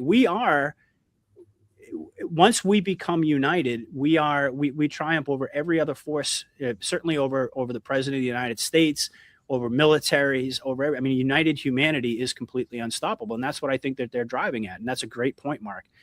The Patriots are in control. A lot of the time we just think about the Q team. We think about the military. We think about the president. And all of that is true. Don't get me wrong, folks.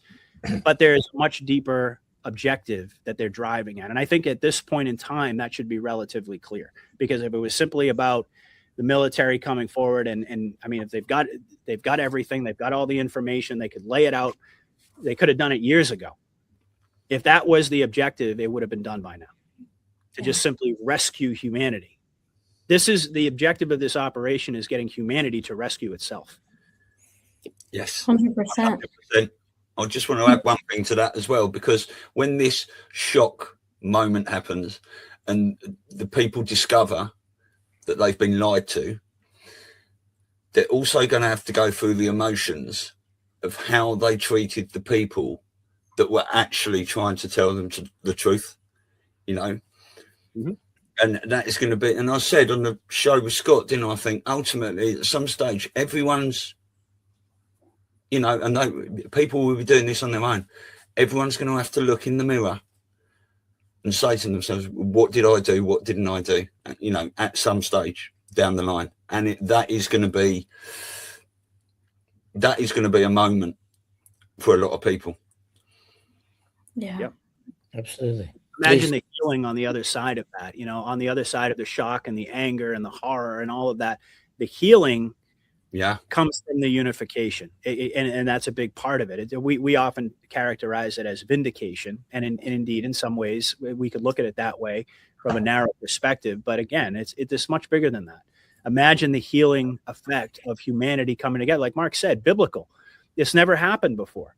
Yeah. I mean, we've never had united humanity. And we all, by this point, we know the reason why, because there's a hidden enemy. There's always been a hidden hand that's been dividing and conquering us for centuries at this point. And so sorry, go on. No, I was just going to say, so once people come to that realization, there's no more powerful tool. I mean, and that's the other thing. Once humanity is unleashed, we have to break out of this mindset like we've been talking about and unify. But once that happens and we come together, there's nothing that we can't accomplish. I mean, we think about it, the future is completely limitless. Imagine if all of us were working together instead of against each other. Yeah. Think about it. General Flynn put out a little video this morning on his Telegram channel. He's probably on Twitter as well. We have always been at war. We have never been at peace. Yep. And hopefully that's what we're moving to. You know, the truth will put 99% of the people. Children is going to wake up humanity, unite humanity. You know, big things are coming. I'm looking forward to it. It's going to be a bit rocky as we get there, you know, and scare moments, precipices. We don't know, do we? But at least I don't know if you got a chance to speak in that whole. Yeah, no, it was fascinating listening to you guys. Just so many great thoughts. Well, first of all, Trump, I want to address that. If you think, I believe, and we don't know, that this has been in motion a long, long time. I mean, he helped take down the New York City, the New York mob back in the 80s. I mean, he's always had his hand. But if you look at him as a persona, he's obnoxious. You know what I'm saying? He says what he feels. You're fired. He's not, there's no fear in this man. And he is so confident. Okay. And if you read, The Art of the Deal, it's like, you never apologize. You don't apologize. So is that cocky? Is that rude? Yeah, I guess a little bit, but his persona is bigger than life. And if you go back to the debates, remember the original debates? I mean, sometimes I just go on YouTube and I look them up because they were one of the most entertaining things I ever saw. His names, his faces, his hands motions. Like, this is a guy you either love or you hate. And it's interesting because you were talking about, Patriot, about Spotlight. Think about Jeff Sessions. Think about Fauci. He puts people that are bad in the spot there. But right, even when he did that press conference a couple of months ago with Big Pharma, he's like, great guy, great. Oh, these are great people. These are great. He takes a position that if you hate him, right, you're going to want to dig in and side with the person he hates, right? Just like this whole Tucker, Candace. So now these TDS people are like, who doesn't he like? Like with that attitude, right? So what does that do? That gets more people to educate, to understand what's going on, to have an open mind without knowing they're having an open mind. I think that, his persona is one that if he's not there, I mean, he always said, I remember when he said it, you know, like me, I bring good or bad, the media gets all their ratings from me, you know, and he's right. So I think that his part in this is so amazing because a lot of it is the persona, the personality. He's not afraid to get up there and use words like shit and fucking, and he just says it like it is. So you either relate to him or you think he's you know, because of his comments in the locker room, you know, that, but it puts him front and center, and then people are going to watch what he does. As far as this this idea of what's like might happen and all these people, I have two examples. In 2021, I kind of red pilled a relative, and they were a captive audience. You know what I mean? So they wanted to kind of know. They were asking me a lot of questions, and there was openness. And so I started, you know, at that time, the usual ways, you know, the fall of the cabal, the this, the that. But what I noticed was this was a person who was interested. They wanted to know, but they were also like tentative. So we had to go a little slow. And if you think about people and human nature, what's an easy emotion? Probably the easiest emotion to have is anger, right? It's protective, gives you bravado, it insulates you, right? Even people that go to therapy, you know, they're angry and the hard part to get to is the sadness. I mean, that's when there's vulnerability, there's pain, there's like real pain. And I watched this person look at things that were being said about the Catholic Church, the Vatican, the popes, like the sadness of what they were experiencing because it was the death of what they put their heart and soul and belief system in. So I think that is really what that point that they talk about putting people in the hospital. It's cognitive dissonance. I didn't really think this, and now I do, and it's hard to embrace. But the pain of loss of what you thought. Think of a hero. You have a hero as a kid, and then you find out something awful about them. It's like, it just hurts. Then I have another example with another relative who was, you know, I was a tinfoil hat wearer, and you're crazy, and you're nuts, and we had a nice rapport. So I never really took it that personally. But this guy who we do a show on now almost every week called Red Pilling Renee, he was willing enough to be vulnerable to come on the show and actually share his journey. He wasn't angry. He was broken when he read the Epstein files. And he did come to me humbled. He said, he's a successful, rich, the guy has like things and a lifestyle that we can't even imagine. And when this all came down, this man was literally like a broken child who came to us and said, I'm never humbled, and I'm humbling myself because how did you see this? And I didn't. How did I not know? What does that mean about this? What does that mean about that? So I think just in my own world, and of course, Stu's involved as well because of our show that we're doing with him. I think what really is going to happen, before the outrage, everybody thinks, oh, it's outrage. I think there's just going to be profound sadness and that's why I think there's so much distraction, because you can't have a society breaking down. We have to keep doing jobs and, you know, being fathers and mothers, and, you know, we can't just break down. And usually any of us who've had a traumatic experience in our lives, we've broken down. We've been in bed for 2 weeks straight. We've not been able to function or go to work, you know, with a proper mindset. And I think that's the other reason. You give them this hard shit to swallow. You push it out of the way for a little while. You go on to the next, to the next, to the next. And I think that if it's done the right way, people are going to have their own painful moments. But I think as more and more people wake up at their different precipice moments, there's going to be more people to embrace. And then I think we're going to just see like everything rise up. So I used to rip the Band-Aid off. Like, I'm sick of these people, and I go to a meeting and I'm all pissed off. And I realize now, like, they really know what they're doing because it's about human nature, and it's frustrating. But I think that people like our friend Renee, I think people, it's the heartbreak that's good. I mean, look at all the stuff about vaccines, right? look at that, forget about COVID, just go back, right? I had kids in the early 2000s. The guilt that I still have because I didn't know, I can't go back and undo that. And so there's a lot of different moments where people are going to really feel that pain. And we can't have society, fall apart and break down. And unfortunately, with all our bravado, I think people come to you in pain. We're going to embrace them. As much as like, no, tough, I don't care, no, I think we're going to be like, it's okay. Because we see ourselves doing it. And Sue and I are very like tough about everything. But when we're on with Renee and he's worried, I did this, I took that, we're like, don't worry. You're going to be okay.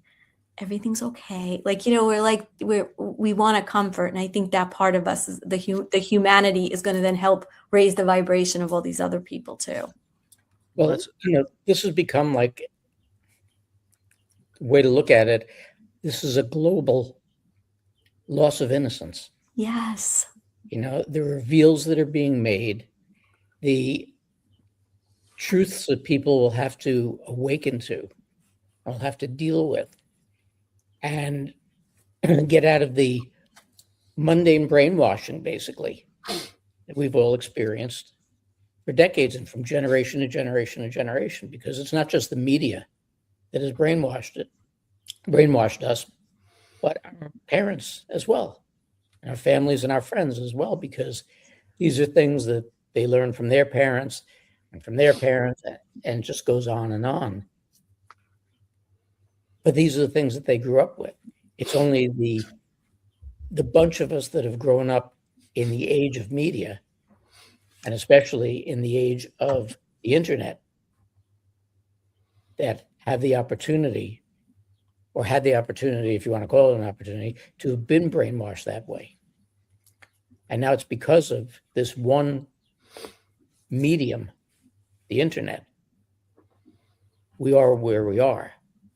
And we can get this global awakening going, and we can experience this global loss of innocence, because that's really where we're stuck. And as people start to wake up to it, it's going to be a hard time. There's going to be a lot of cognitive dissonance. But I think as time goes on, what's the step after that loss of innocence? It's the healing. Yeah. 100%. Can I just read a quote to you quickly and a tweet? Oh, please. Mark Twain. In the beginning of a change, the patriot is a scarce man, and brave and hated and scorned. When his cause succeeds, the timid join him, for then it costs nothing to be a patriot. So we are just leading the way. And this is one of my favourite tweets from March 2020. It was by Eyes on Cue. How do you explain to someone that their entire belief system and life has been based on a fabricated reality of lies and deceit? And the reply was, our job isn't to wake them up. Our job is to soothe them during the awakening process. And I can go back to that time and time again. Yeah. Mark, can I ask everybody a question? No. Sometimes I think it's easy for us as awakened, to feel like we're ahead, or but I really think this is more spiritual, and maybe I'm going to get, looked at strange, but I really do believe that the reason this is so biblical is because maybe we are, we had contracts on a soul level to come in, and we're here because, we say, oh, we weren't susceptible to brainwashing, or we saw through it, or I don't know if that's necessarily the case. I think there had to be something there before we came in, maybe that we knew, and they talk about it, in the spiritual community, there's the 144,000 that were coming in, and, of course you had great prophets who were killed, and, of course, but as a mass, right, and we're all dotted all over the world.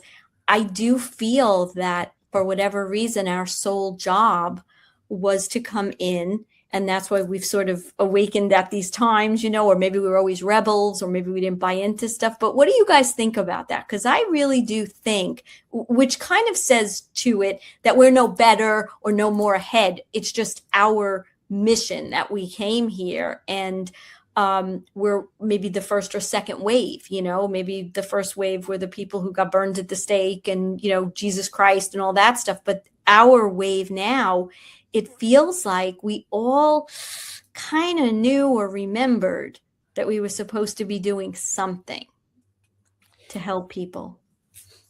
That is a question. Yeah, I mean, I can go back to what I've said a billion times already. To me, especially over the past 7, 8, 9 years, there has been absolutely no doubt that God's hand is in this. Because even back in, I guess it was either late high school or early college, I had a kind of a makeshift little band called, I think it was Mouth and Nose. And I was Mouth because I was always opening my mouth about things.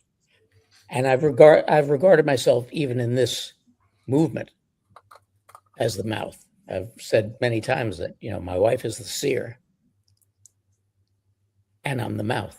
I'm the one who puts it out there. I have the gift of gab. I like people. I like talking to people. Not all people, but I like talking to people. And so I put it out there. And there's no way that I would have ended up where I did, met the people that I met, had the combinations that I did without that hand being in there guiding it and pushing it. It's just impossible. It's not there. You can go back to the line of, you know, how many times does something have to happen before, you know, it's mathematically impossible that it's a coincidence. And these are the types of things that have happened. And I've seen that where we've gone, where I have gone, where I've ended up, it's been guided. And this is a spiritual awakening. And it's not just our brains that are being awakened, it's our souls that are being awakened. And when you go back to this unification of mankind, it doesn't just come as a kumbaya moment where you put your hands out and grab somebody else's hand and dance the hora. You know, it's not that. This is a situation whereby spiritually and to a soul level, we're unifying. And I think that that's going to be the deepest and most important part of it, because that's not only how we come together and we make things happen, but we ensure its longevity. Yeah. Stu, you want to go?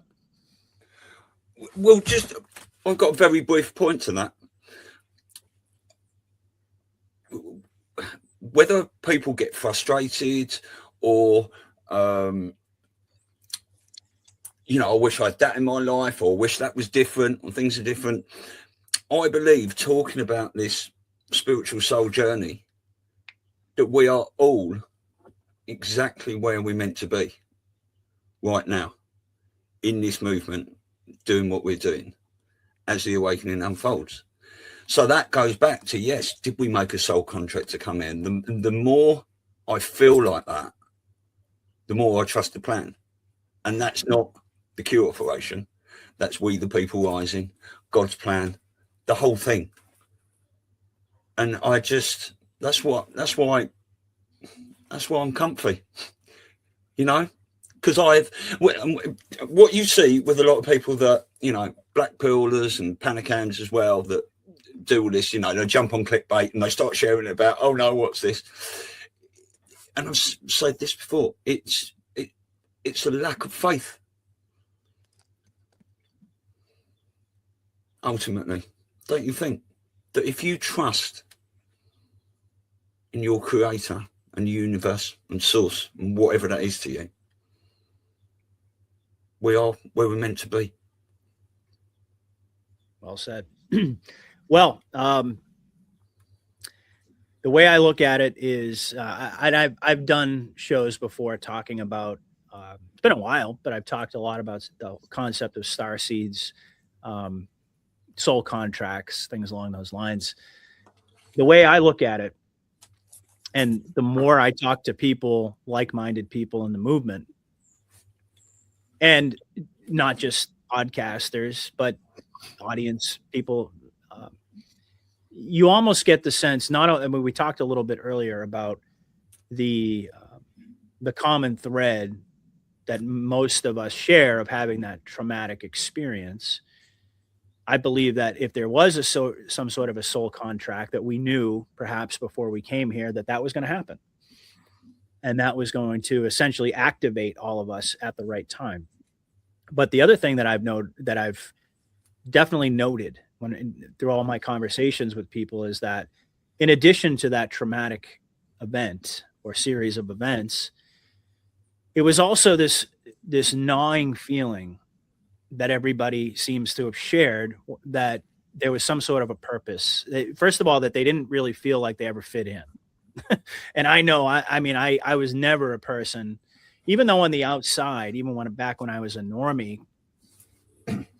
on the outside, it may have appeared as if I was just like everybody else, but in the inside, I always felt different. I always felt somewhat detached from people around me, and I could never really understand why that was. I spent years thinking, like most of us do, that there was something wrong with me. There was something inherently wrong with me, because I could not, despite my greatest efforts, I could not find a way to conform to what I perceived to be the realities of the world and the realities of life in the same way that other people could. And I thought that was something that spoke to a weakness or something that was broken inside of me. I now look at it very differently.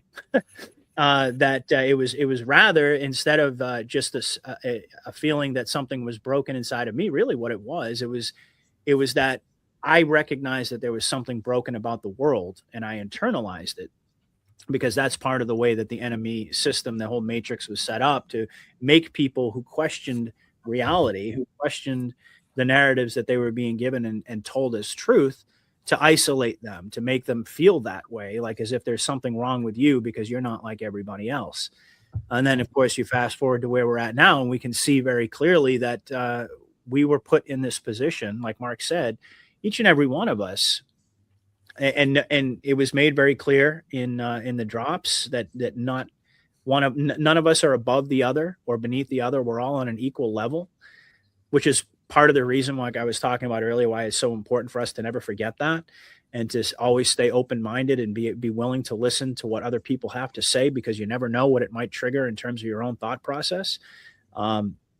It's not a hierarchy of anons. It's not like certain people have it all figured out and the rest of them have no clue what they're talking about. I mean, we all have something unique to offer. And I believe that all of us were consciously aware of that before we entered this world. I do. And I also believe, like Elisa was saying, that we were, essentially we had these events happen that perhaps we knew about. I mean, nobody can speak to this with any sense of certainty, because at least I can't. I mean, I can't consciously remember anything before I was born into this world, but that doesn't mean that it wasn't there. The memories wiped clean and all of that would seem to make a lot of sense to me, because if we were to be put into a position to aid and guide humanity through the Great Awakening, and we were on a divine mission, as Mark pointed out, that in the same way for the normies, and we often talk about how the white hats and all of these psyops were kind of pulling their strings so that they can feel as if they're having an organic awakening, like they're kind of creating that illusion, because that's the only way it's going to be real. Like Stu said, I mean, you can't tell people, you have to show them. And in the same way, I believe that all of us needed to experience all of the things in our lives that were necessary in order to ultimately get us to that organic point as well. So whether or not we knew beforehand, I mean, that's something I don't think anyone can answer with any sense of certainty. But I certainly do agree with Mark, and I agree basically with what everybody has said, is that this is a divine mission. It's a spiritual war, and all of us are, in my view, we're chosen by God to be put in this position, to be awakened. I mean, it's not a coincidence. I mean, we often quote the drops, how many coincidences, right? Before mathematically impossible. And we think of that in terms of the comms and the deltas and all that, which is true, but there's double meanings exist as well. How could it be a coincidence that all of us awoke at similar times, and we awoke at the exact right moment, and we just so happened to cross paths with the right people at the right time? And Mark is a perfect example of that, how he and I came together. I didn't know anything about Mark, what he was doing. I didn't know anything about Dave. And then all of a sudden somebody sent me a clip of Mark, and I was like, wow, I've got to talk to that guy. I've got to connect with him. And it was the beginning of an incredible friendship and a relationship that we continue to build upon. And those types of stories you hear over and over and over. So is that really a coincidence? No. I mean, God has a plan. All of us are playing a unique role in that plan. I've said for years now that I believe the reason that we were chosen for this is exactly what Elisa was talking about there. Like, when we're not going to be the one, as much as we might be angry. I mean, we're human. Let's not forget. So we have emotions. You know, we get angry, we get frustrated. All of those things are real, and there's nothing to be ashamed of as far as I'm concerned. But at the end of the day, I believe we were chosen because God knows the hearts of his people. And when the rubber finally does meet the road, and these types of situations, not just like here or there about people who are really feeling the pain and the intensity of the awakening, but when it is on a worldwide scale, that's really our mission, is to guide people through with love. It's the antithesis of everything evil that we're fighting against. Everything that the cabal built their reality around was based upon ego, was based upon all like low vibration, negative emotions, and so forth. We're God's children, and our job is to help lead and guide and direct people through this process. We have to do it with love in our hearts. And I believe that that's the reason that we were chosen, because despite all of those things that are perhaps those things, those negative feelings that we're susceptible by virtue of being human beings, we at the exact right moment, in the same way that we all came together at the right moment, we're going to be activated. Our hearts are going to switch on, and we're going to extend that hand and that love and that understanding to the very same people that criticized us and demonized us and alienated us, because we recognize it's almost like, forgive them, Father, they know not what they do. You know, like they don't have an understanding. They were fighting to protect the entire foundation of their lives. I mean, you think about the existential dread that people are going to be facing, and the reason that they react so violently and so with so much hostility to us is because what the information that we're attempting to give them is an existential threat to their entire reality. And they are going, and that's part of the programming. That's the way that the Matrix was constructed, was to get people to react that way when anybody challenged the world as it was presented. And so that's why it's such a delicate process. And that's why it has to be crumbs, because crumbs are easily digestible, and it has to appear to be, people have to get, I mean, they have to arrive at a place where they believe that they have organically and fundamentally changed their outlook and their viewpoint on the world, that they've awakened on their own. Like Stu said, that's why the splash across the face, or, you know, like people have used the metaphor of the fire hose, you know, like we've all made that mistake when you just like, you awaken and you think to yourself, everybody's going to want to know what I know now that I've recognized the truth. And you just want to fire hose everybody with it. And, you know, people can't handle it. And that's the way the white hats are operating in mass, because they understand human psychology. Now, having said that, that doesn't necessarily mean, like I've stressed many times tonight, that we, as Anons, even though we recognize the way that they're operating, doesn't mean that we can't or should ever stop being critical, should ever stop asking questions, and should ever stop demanding transparency, demanding, the accountability, all of those things. So I think it's, in a sense, we have a dual role. That's the way I look at it. Some people would disagree and say, well, once you've figured out the way that they're doing, the way that they're operating, just let them cook. Don't ask any questions. Basically, just sit back and enjoy the show. I think you can do both. I think you can trust the plan. You can understand the dynamic behind it. But all of us are all part of this great awakening. And because we have the courage to speak out, and we have the we've already arrived at a place where we've transcended the fear that so many people are still mired in, it's incumbent upon us to do exactly that. So I think it is to continue to put pressure, I guess, is my point. And that is also a very big component of what I believe that we were tasked to do, because I've gone through a lot of reflection on this. And there are a lot of times when I think to myself, well, geez, there's something that I'm thinking, or or something that doesn't really make sense. And it's almost gotten to a point where I'm questioning whether or not I should even bring it up on my show, because I don't want people to react in a certain way. And once I started to realize that my brain was headed in that direction, I was like, well, wait a second. That's not where I started my journey. That's not what drew people to my platform and to me in the beginning. I was very open and honest about everything I was thinking and feeling. And quite frankly, I believe that is, it's a very important element of the Great Awakening for all of us to keep in mind. And, people can agree or disagree, but I don't believe that we're supposed to, sometimes people characterize it as like just sitting home, eating the popcorn and all that sort of thing. The way I look at it is, when people say that we have to be active, what I believe is that means we have to be vocal.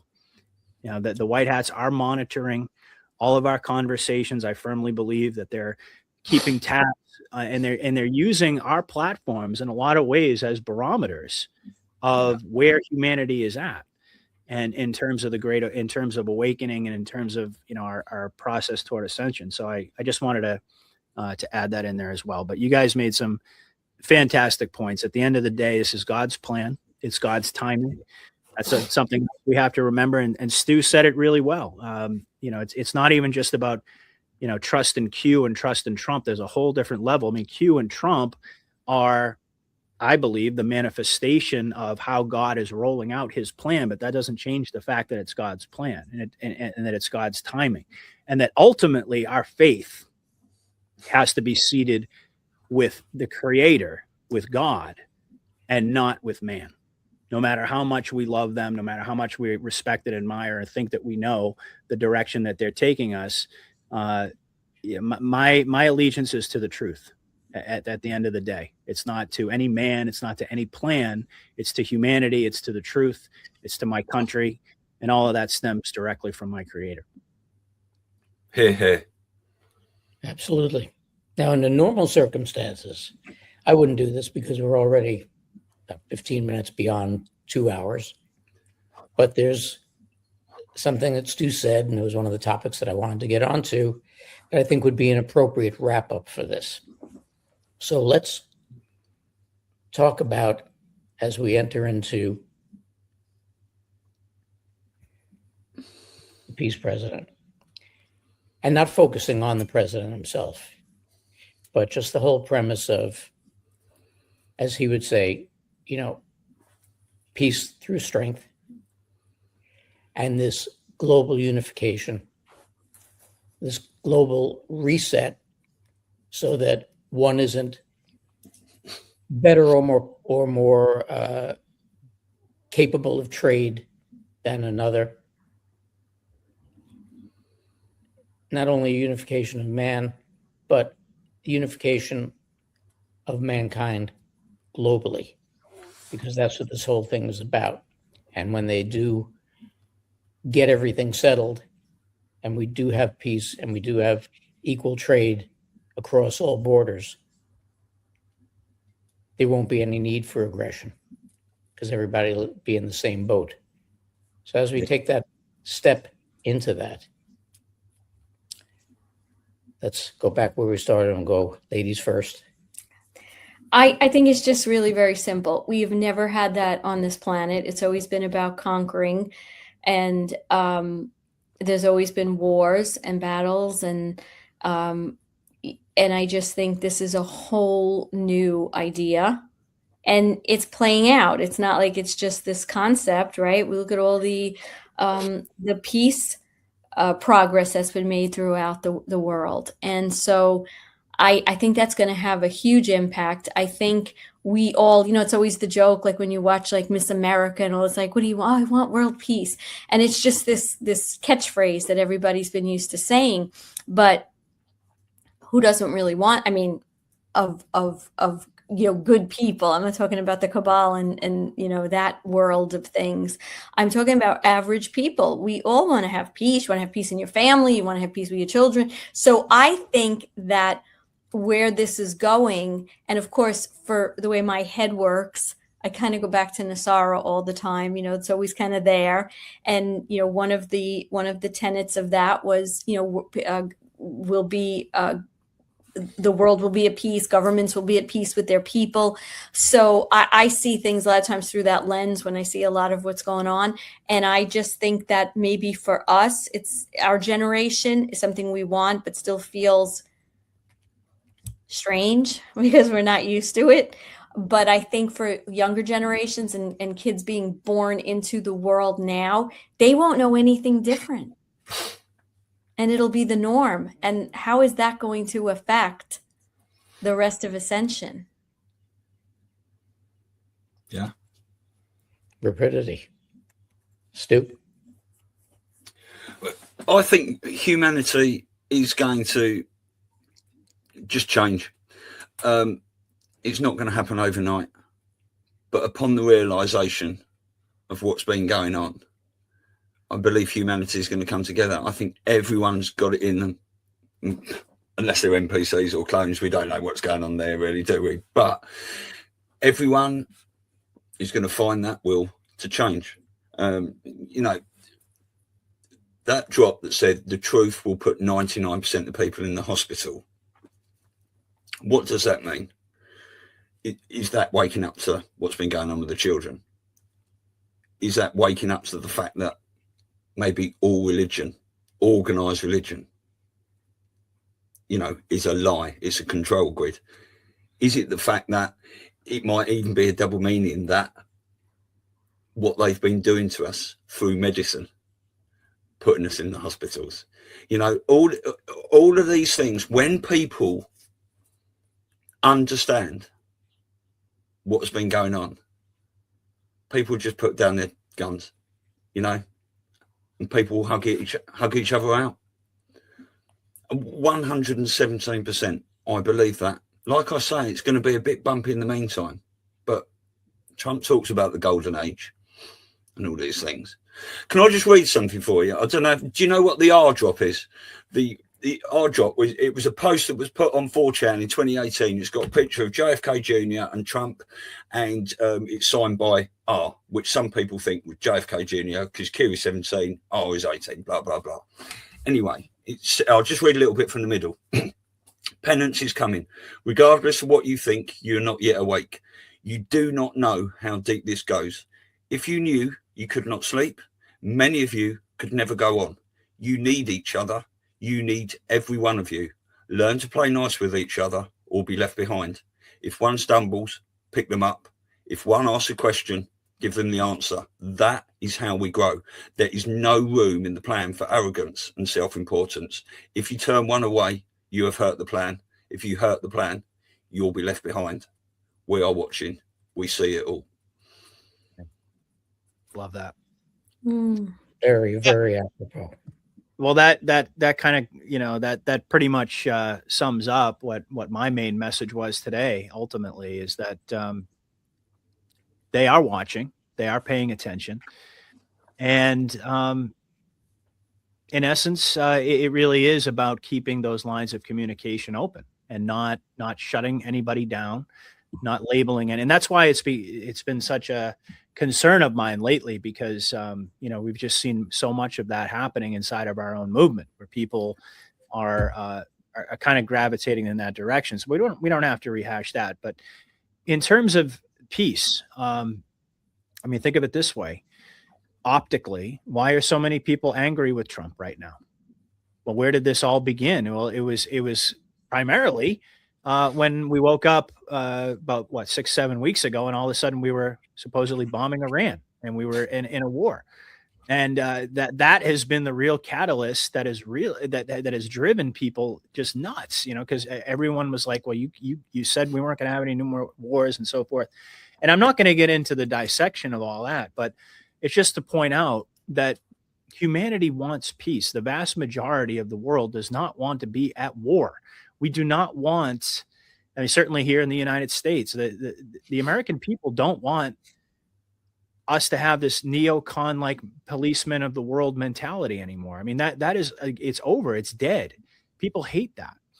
It's one thing to use the military strategically for certain reasons. I mean, you'll notice that when it was announced that Trump was moving the military to the southern border to go after the cartels, I mean, no one got mad about that, really. There weren't a lot of people who got upset about the using the discombobulator and grabbing Nicolas Maduro out of Venezuela and just getting out of there, using surgical strikes, even Operation Midnight Hammer, when we went and supposedly took out Iran's nuclear capability. And then 6 months later, we're like, oh yeah, by the way, we got to go back and do that again.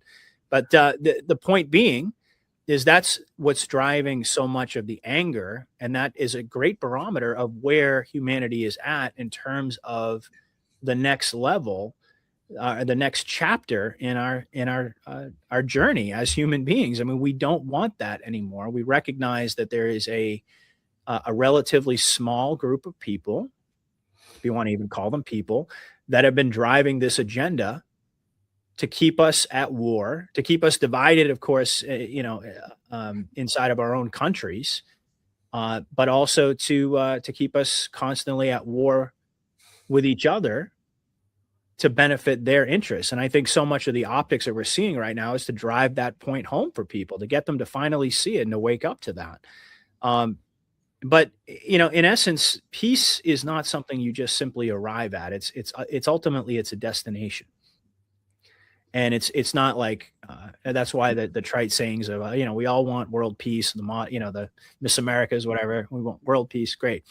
But how do we get there? And I believe that that's really the journey that we're on right now. Is it all begins with the expansion of consciousness, which I believe, quite frankly, was happening for a long time before Trump came along. I believe it was happening for a long time before the Q operation. I mean, the Q operation just basically lit the fuse. But I mean, all of that stuff, all the kindling was already there. I mean, people were ready for it. So you start there with the expansion of consciousness to break down the matrix by gradually giving people the truth, revealing the truth. I mean, somebody mentioned a couple times tonight, it's been brought up 99%. The truth would put 99, or the full truth put 99% of people in the hospital.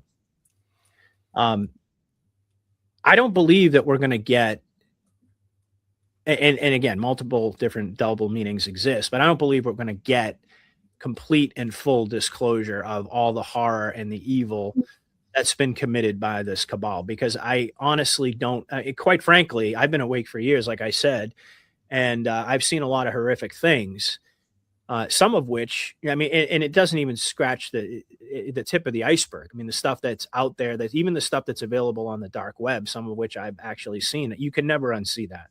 And it changes you at such a fundamental level that there are a lot of, I would say a vast majority, I don't think he was wrong on that most people would not be able to recover from that. And as it was mentioned earlier on tonight, we have to, we can't have, what does the drop say? We want disclosure, we want all of those things, but we can't do it at a cost we can't recover from. I'm sort of paraphrasing. Yeah. That really is so fundamentally true. I mean, we don't want the world. What good would this operation be if people could no longer function? That's not the point. So it has to be done this way. But it is a gradual process. The expansion of consciousness through truth that leads to the unity amongst humanity that we were talking about before. Again, people realize, that they've been pitted against. They've been conditioned to think about their neighbors having a hostility toward their neighbors, or having a hostility toward a certain group of people, or people who have a different political ideology, and so on and so forth. I mean, once people realize that whole design was weaponized against all of humanity, and there were never going to be any winners or losers, that we were all going to lose, and that in the end, their grand plan, this goes into, their, the COVID stuff and the bioweapons and all of the things that we were spared from because of the military, that is ultimately functioning on behalf of God, because it's his plan. God would not allow that to happen to us. But once that becomes widely understood that each and every one of us were going to be victimized and we were going to be wiped out, the next natural step is for people to start looking at each other in a totally different light and embracing each other. Like Stu said, putting our guns down and just hugging it out and just realizing that we were all, even though we didn't know, we were all pitted against each other by this hidden hand. And that really is how you get to peace, because you really have to, get people to understand the true nature of the world if you're going to arrive at peace. And I've said before that and this is part of what drives some of my frustration along the way of the journey, along with a lot of other people. The reason we want to fast forward so badly, and we want this thing to move quicker, is because I think at some level we all recognize that until that truth is recognized, the world is going to just continually get, at least for a temporary period of time, the world is going to get sicker and sicker and sicker. Like in the absence of truth, you get sicker and sicker. And then you gravitate toward war, you gravitate toward violence, you gravitate toward evil. All of those things happen. Truth is the key ingredient. And of course, it also ties back to what we were talking about with the media and so forth. That's why there's been so much talk and criticism along those lines. But that it has to follow a natural progression is the point. And I believe that we're very, very rapidly moving in the right direction. It doesn't always feel that way. But that's why these conversations are so important, because we can really dissect the optics and we can talk about what the real conversation is all about. And I think we've done that well today. So I'll leave it at that. Amazing. I got to tell you, I couldn't have gone out on a better note. Mm-hmm. This was such a phenomenal discussion.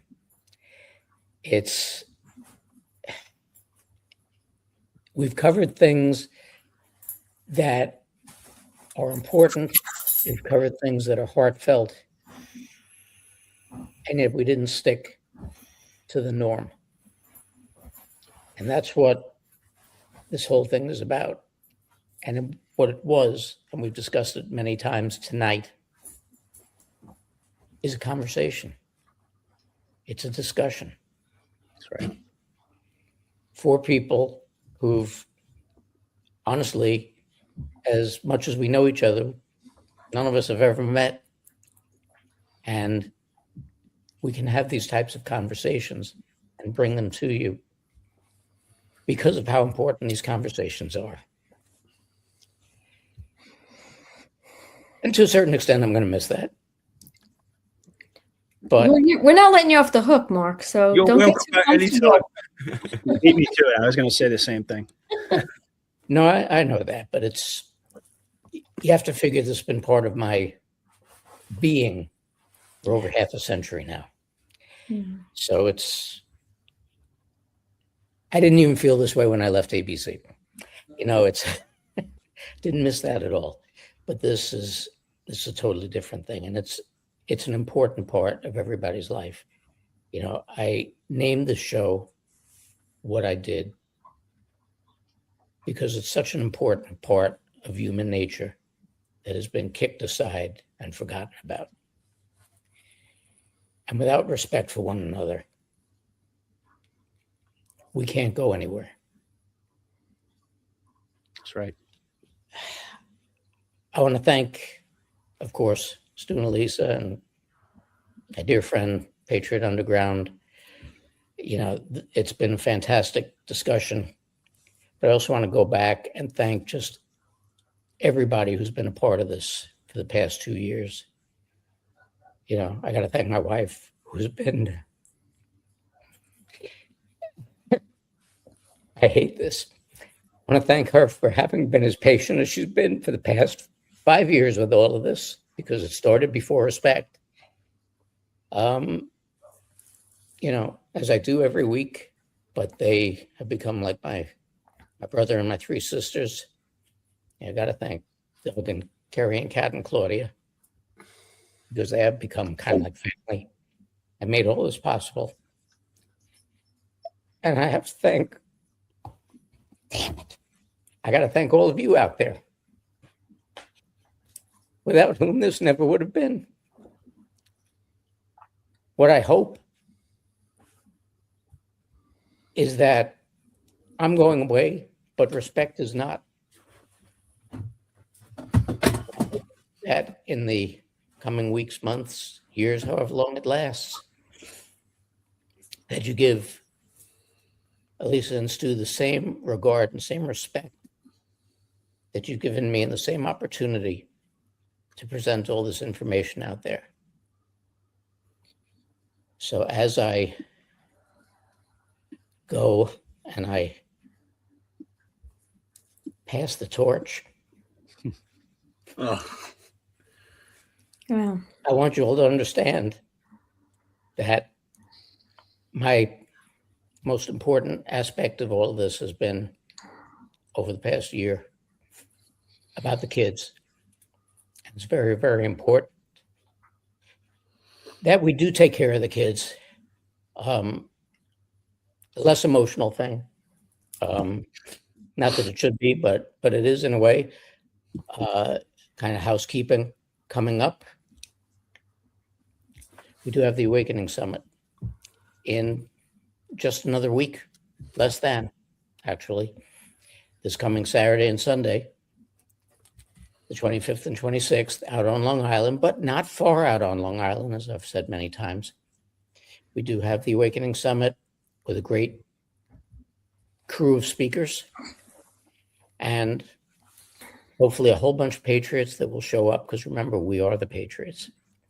That will show up and engage and listen and learn and hopefully get a lot out of this. So if you're in the area, like I said, it's not far out on Long Island. It's on the South Shore, just over the Queens border in Lynbrook. Do what you can. If you're in the area, if you're in the New York tri-state area, take a drive over, get your tickets and show up. I think that you'll really enjoy it. It's going to be a wonderful event. And above and beyond that, as I said, I want to thank you all. I want to thank, again, Stu and Elisa, and thank you, Patriot. You've been part of my life for a while now, Patriot longer than others. But you out there who have been faithful viewers have been a part of my life with this. And I thank you. So once again, as per usual, I will close out. can I just say something, Mark, quickly? The name of your show, Respect, is the future we are moving into. And Lisa and I will carry your torch onward until we get there for you. I have absolute faith in that. I truly do. I want to say something as well before we close out here, Mark, because to not honor you on your last show sufficiently would be a horrible thing for me, because even though I've sung your praises many, many times, and I've talked a lot about how deeply you affected my journey, how dear of a friend you were, really right from the very beginning, from the first conversation that I had with Mark. Even before I spoke to him, I knew that he was a soul brother. I could recognize it instantly.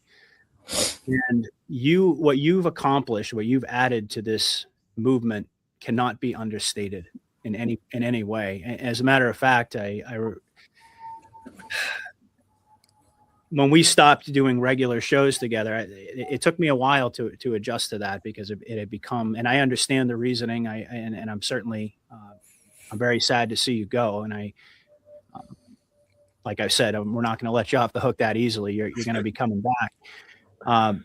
But it was a big adjustment for me, because it had become a part of my natural rhythm in a sense. And when we have conversations with each other, there's just this natural sense of ease, of trust. I can talk about things with Mark, quite frankly, folks, that I I wouldn't and couldn't talk about with anybody else. And I've never actually met him in person before. And the impact that you've left in just 2 short years is going to be remembered and as something that has been a fundamentally important part of everybody's growth, everybody's journey throughout this awakening, who's had the opportunity to listen to you, has been blessed enough to listen to you. Like Stu said, the name of your show pretty much says it all. But what is respect really? It's humility. And that's really where it stems from. And that I think is a really solid, accurate description of the conversation that we had here tonight. You know, we all came here humbly together with respect for one another's ideas. We listened to each other. We built upon each other's points, and we did it with love in our hearts. And I can't think of any better way for you to go out. And certainly, like I said, today was my first opportunity to meet Stu and Elisa, and I think that you've chosen remarkable replacement. I mean, you can never be replaced, but for people who you needed to pass the torch to, incredible. I'm blown away by the two of you. So hopefully we'll get a chance to work together. But Mark, you're an incredible human being, and everybody who listens to you knows that. We all love you. We all respect you tremendously, more than you'll probably ever know. And so, like they say, sometimes things have to come to an end, but that doesn't necessarily mean it ends the impact or the relationship that you have with people. So we all certainly wish you well. We love you. And I can promise folks in my audience that you're not seeing the last of Mr. Fake News 7 over here. Nope. Same as that. And Patriot, amazing to meet you as well. Yes. What a beautiful show today. I felt the same way, guys. I loved it. And like I said, I'd be more than happy to collaborate with you folks in the future. I think these are the type of conversations that for me are by far the most rewarding. I mean, we can talk about events and we can do decodes and we can talk about comms all day long, but this is as far as I'm concerned, what we got into tonight was the real conversation. And like I said, Mark, hats off to you, man. I mean, salute you. You did an incredible job. And thanks to Stu and Elisa, I'm honored to be here. The fact that you chose me to be your final guest is something I'll never forget. It was an important choice for me because in spite of where all of this started, across the sea, a very bad place, but in spite of where all this started, where you and I met and the manner in which we met, and you're right, we were like kindred spirits and have been since that moment that we finally did get in contact with each other. And as I said earlier, there is just no doubt in my heart or my mind that God's hand is in all this. There's a reason that we all met. There's a reason we all got together and did what we did. There's a reason that all of you tuned in to watch me pontificate for the past couple of years. But it's an important one, and it's part of that step toward unification. So again, I want to thank everybody. It's been a great ride. And as per usual, I will close out with the kids who save the children. I won't say goodbye. I just say, as I always do, good night, everybody. Good night. I do that all the time. That's I get you that last one. So, good night, everybody.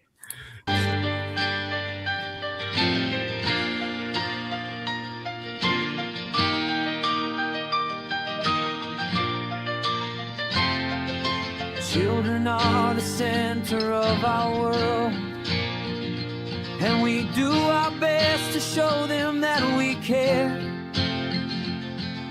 But evil is lurking everywhere to steal their youth, kill their souls, show them things that they should never know. We live in the craziest of times, you never know what's in another's mind. We keep them safe, protect from bad, but they just choose to make them sad and keep their evil rituals alive. Who saves the children? We do, we do. Who keeps them safe and warm and so secure?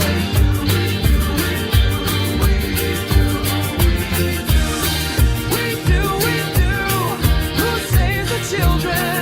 We do, we do. And we'll fight to death to keep it safe for you. We'll fight for what's right with all of our might, and we won't leave one single child behind.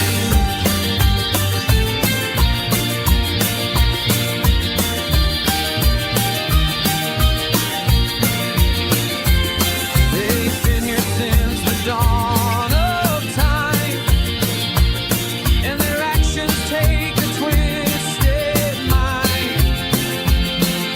But we won't stand no more. We'll track them down for sure and make sure that they are gone forevermore. Why can't you see the crimes committed on our kids by the powers that be? How long do we wait? How many must die? How many loving parents need to cry? Who saves the children?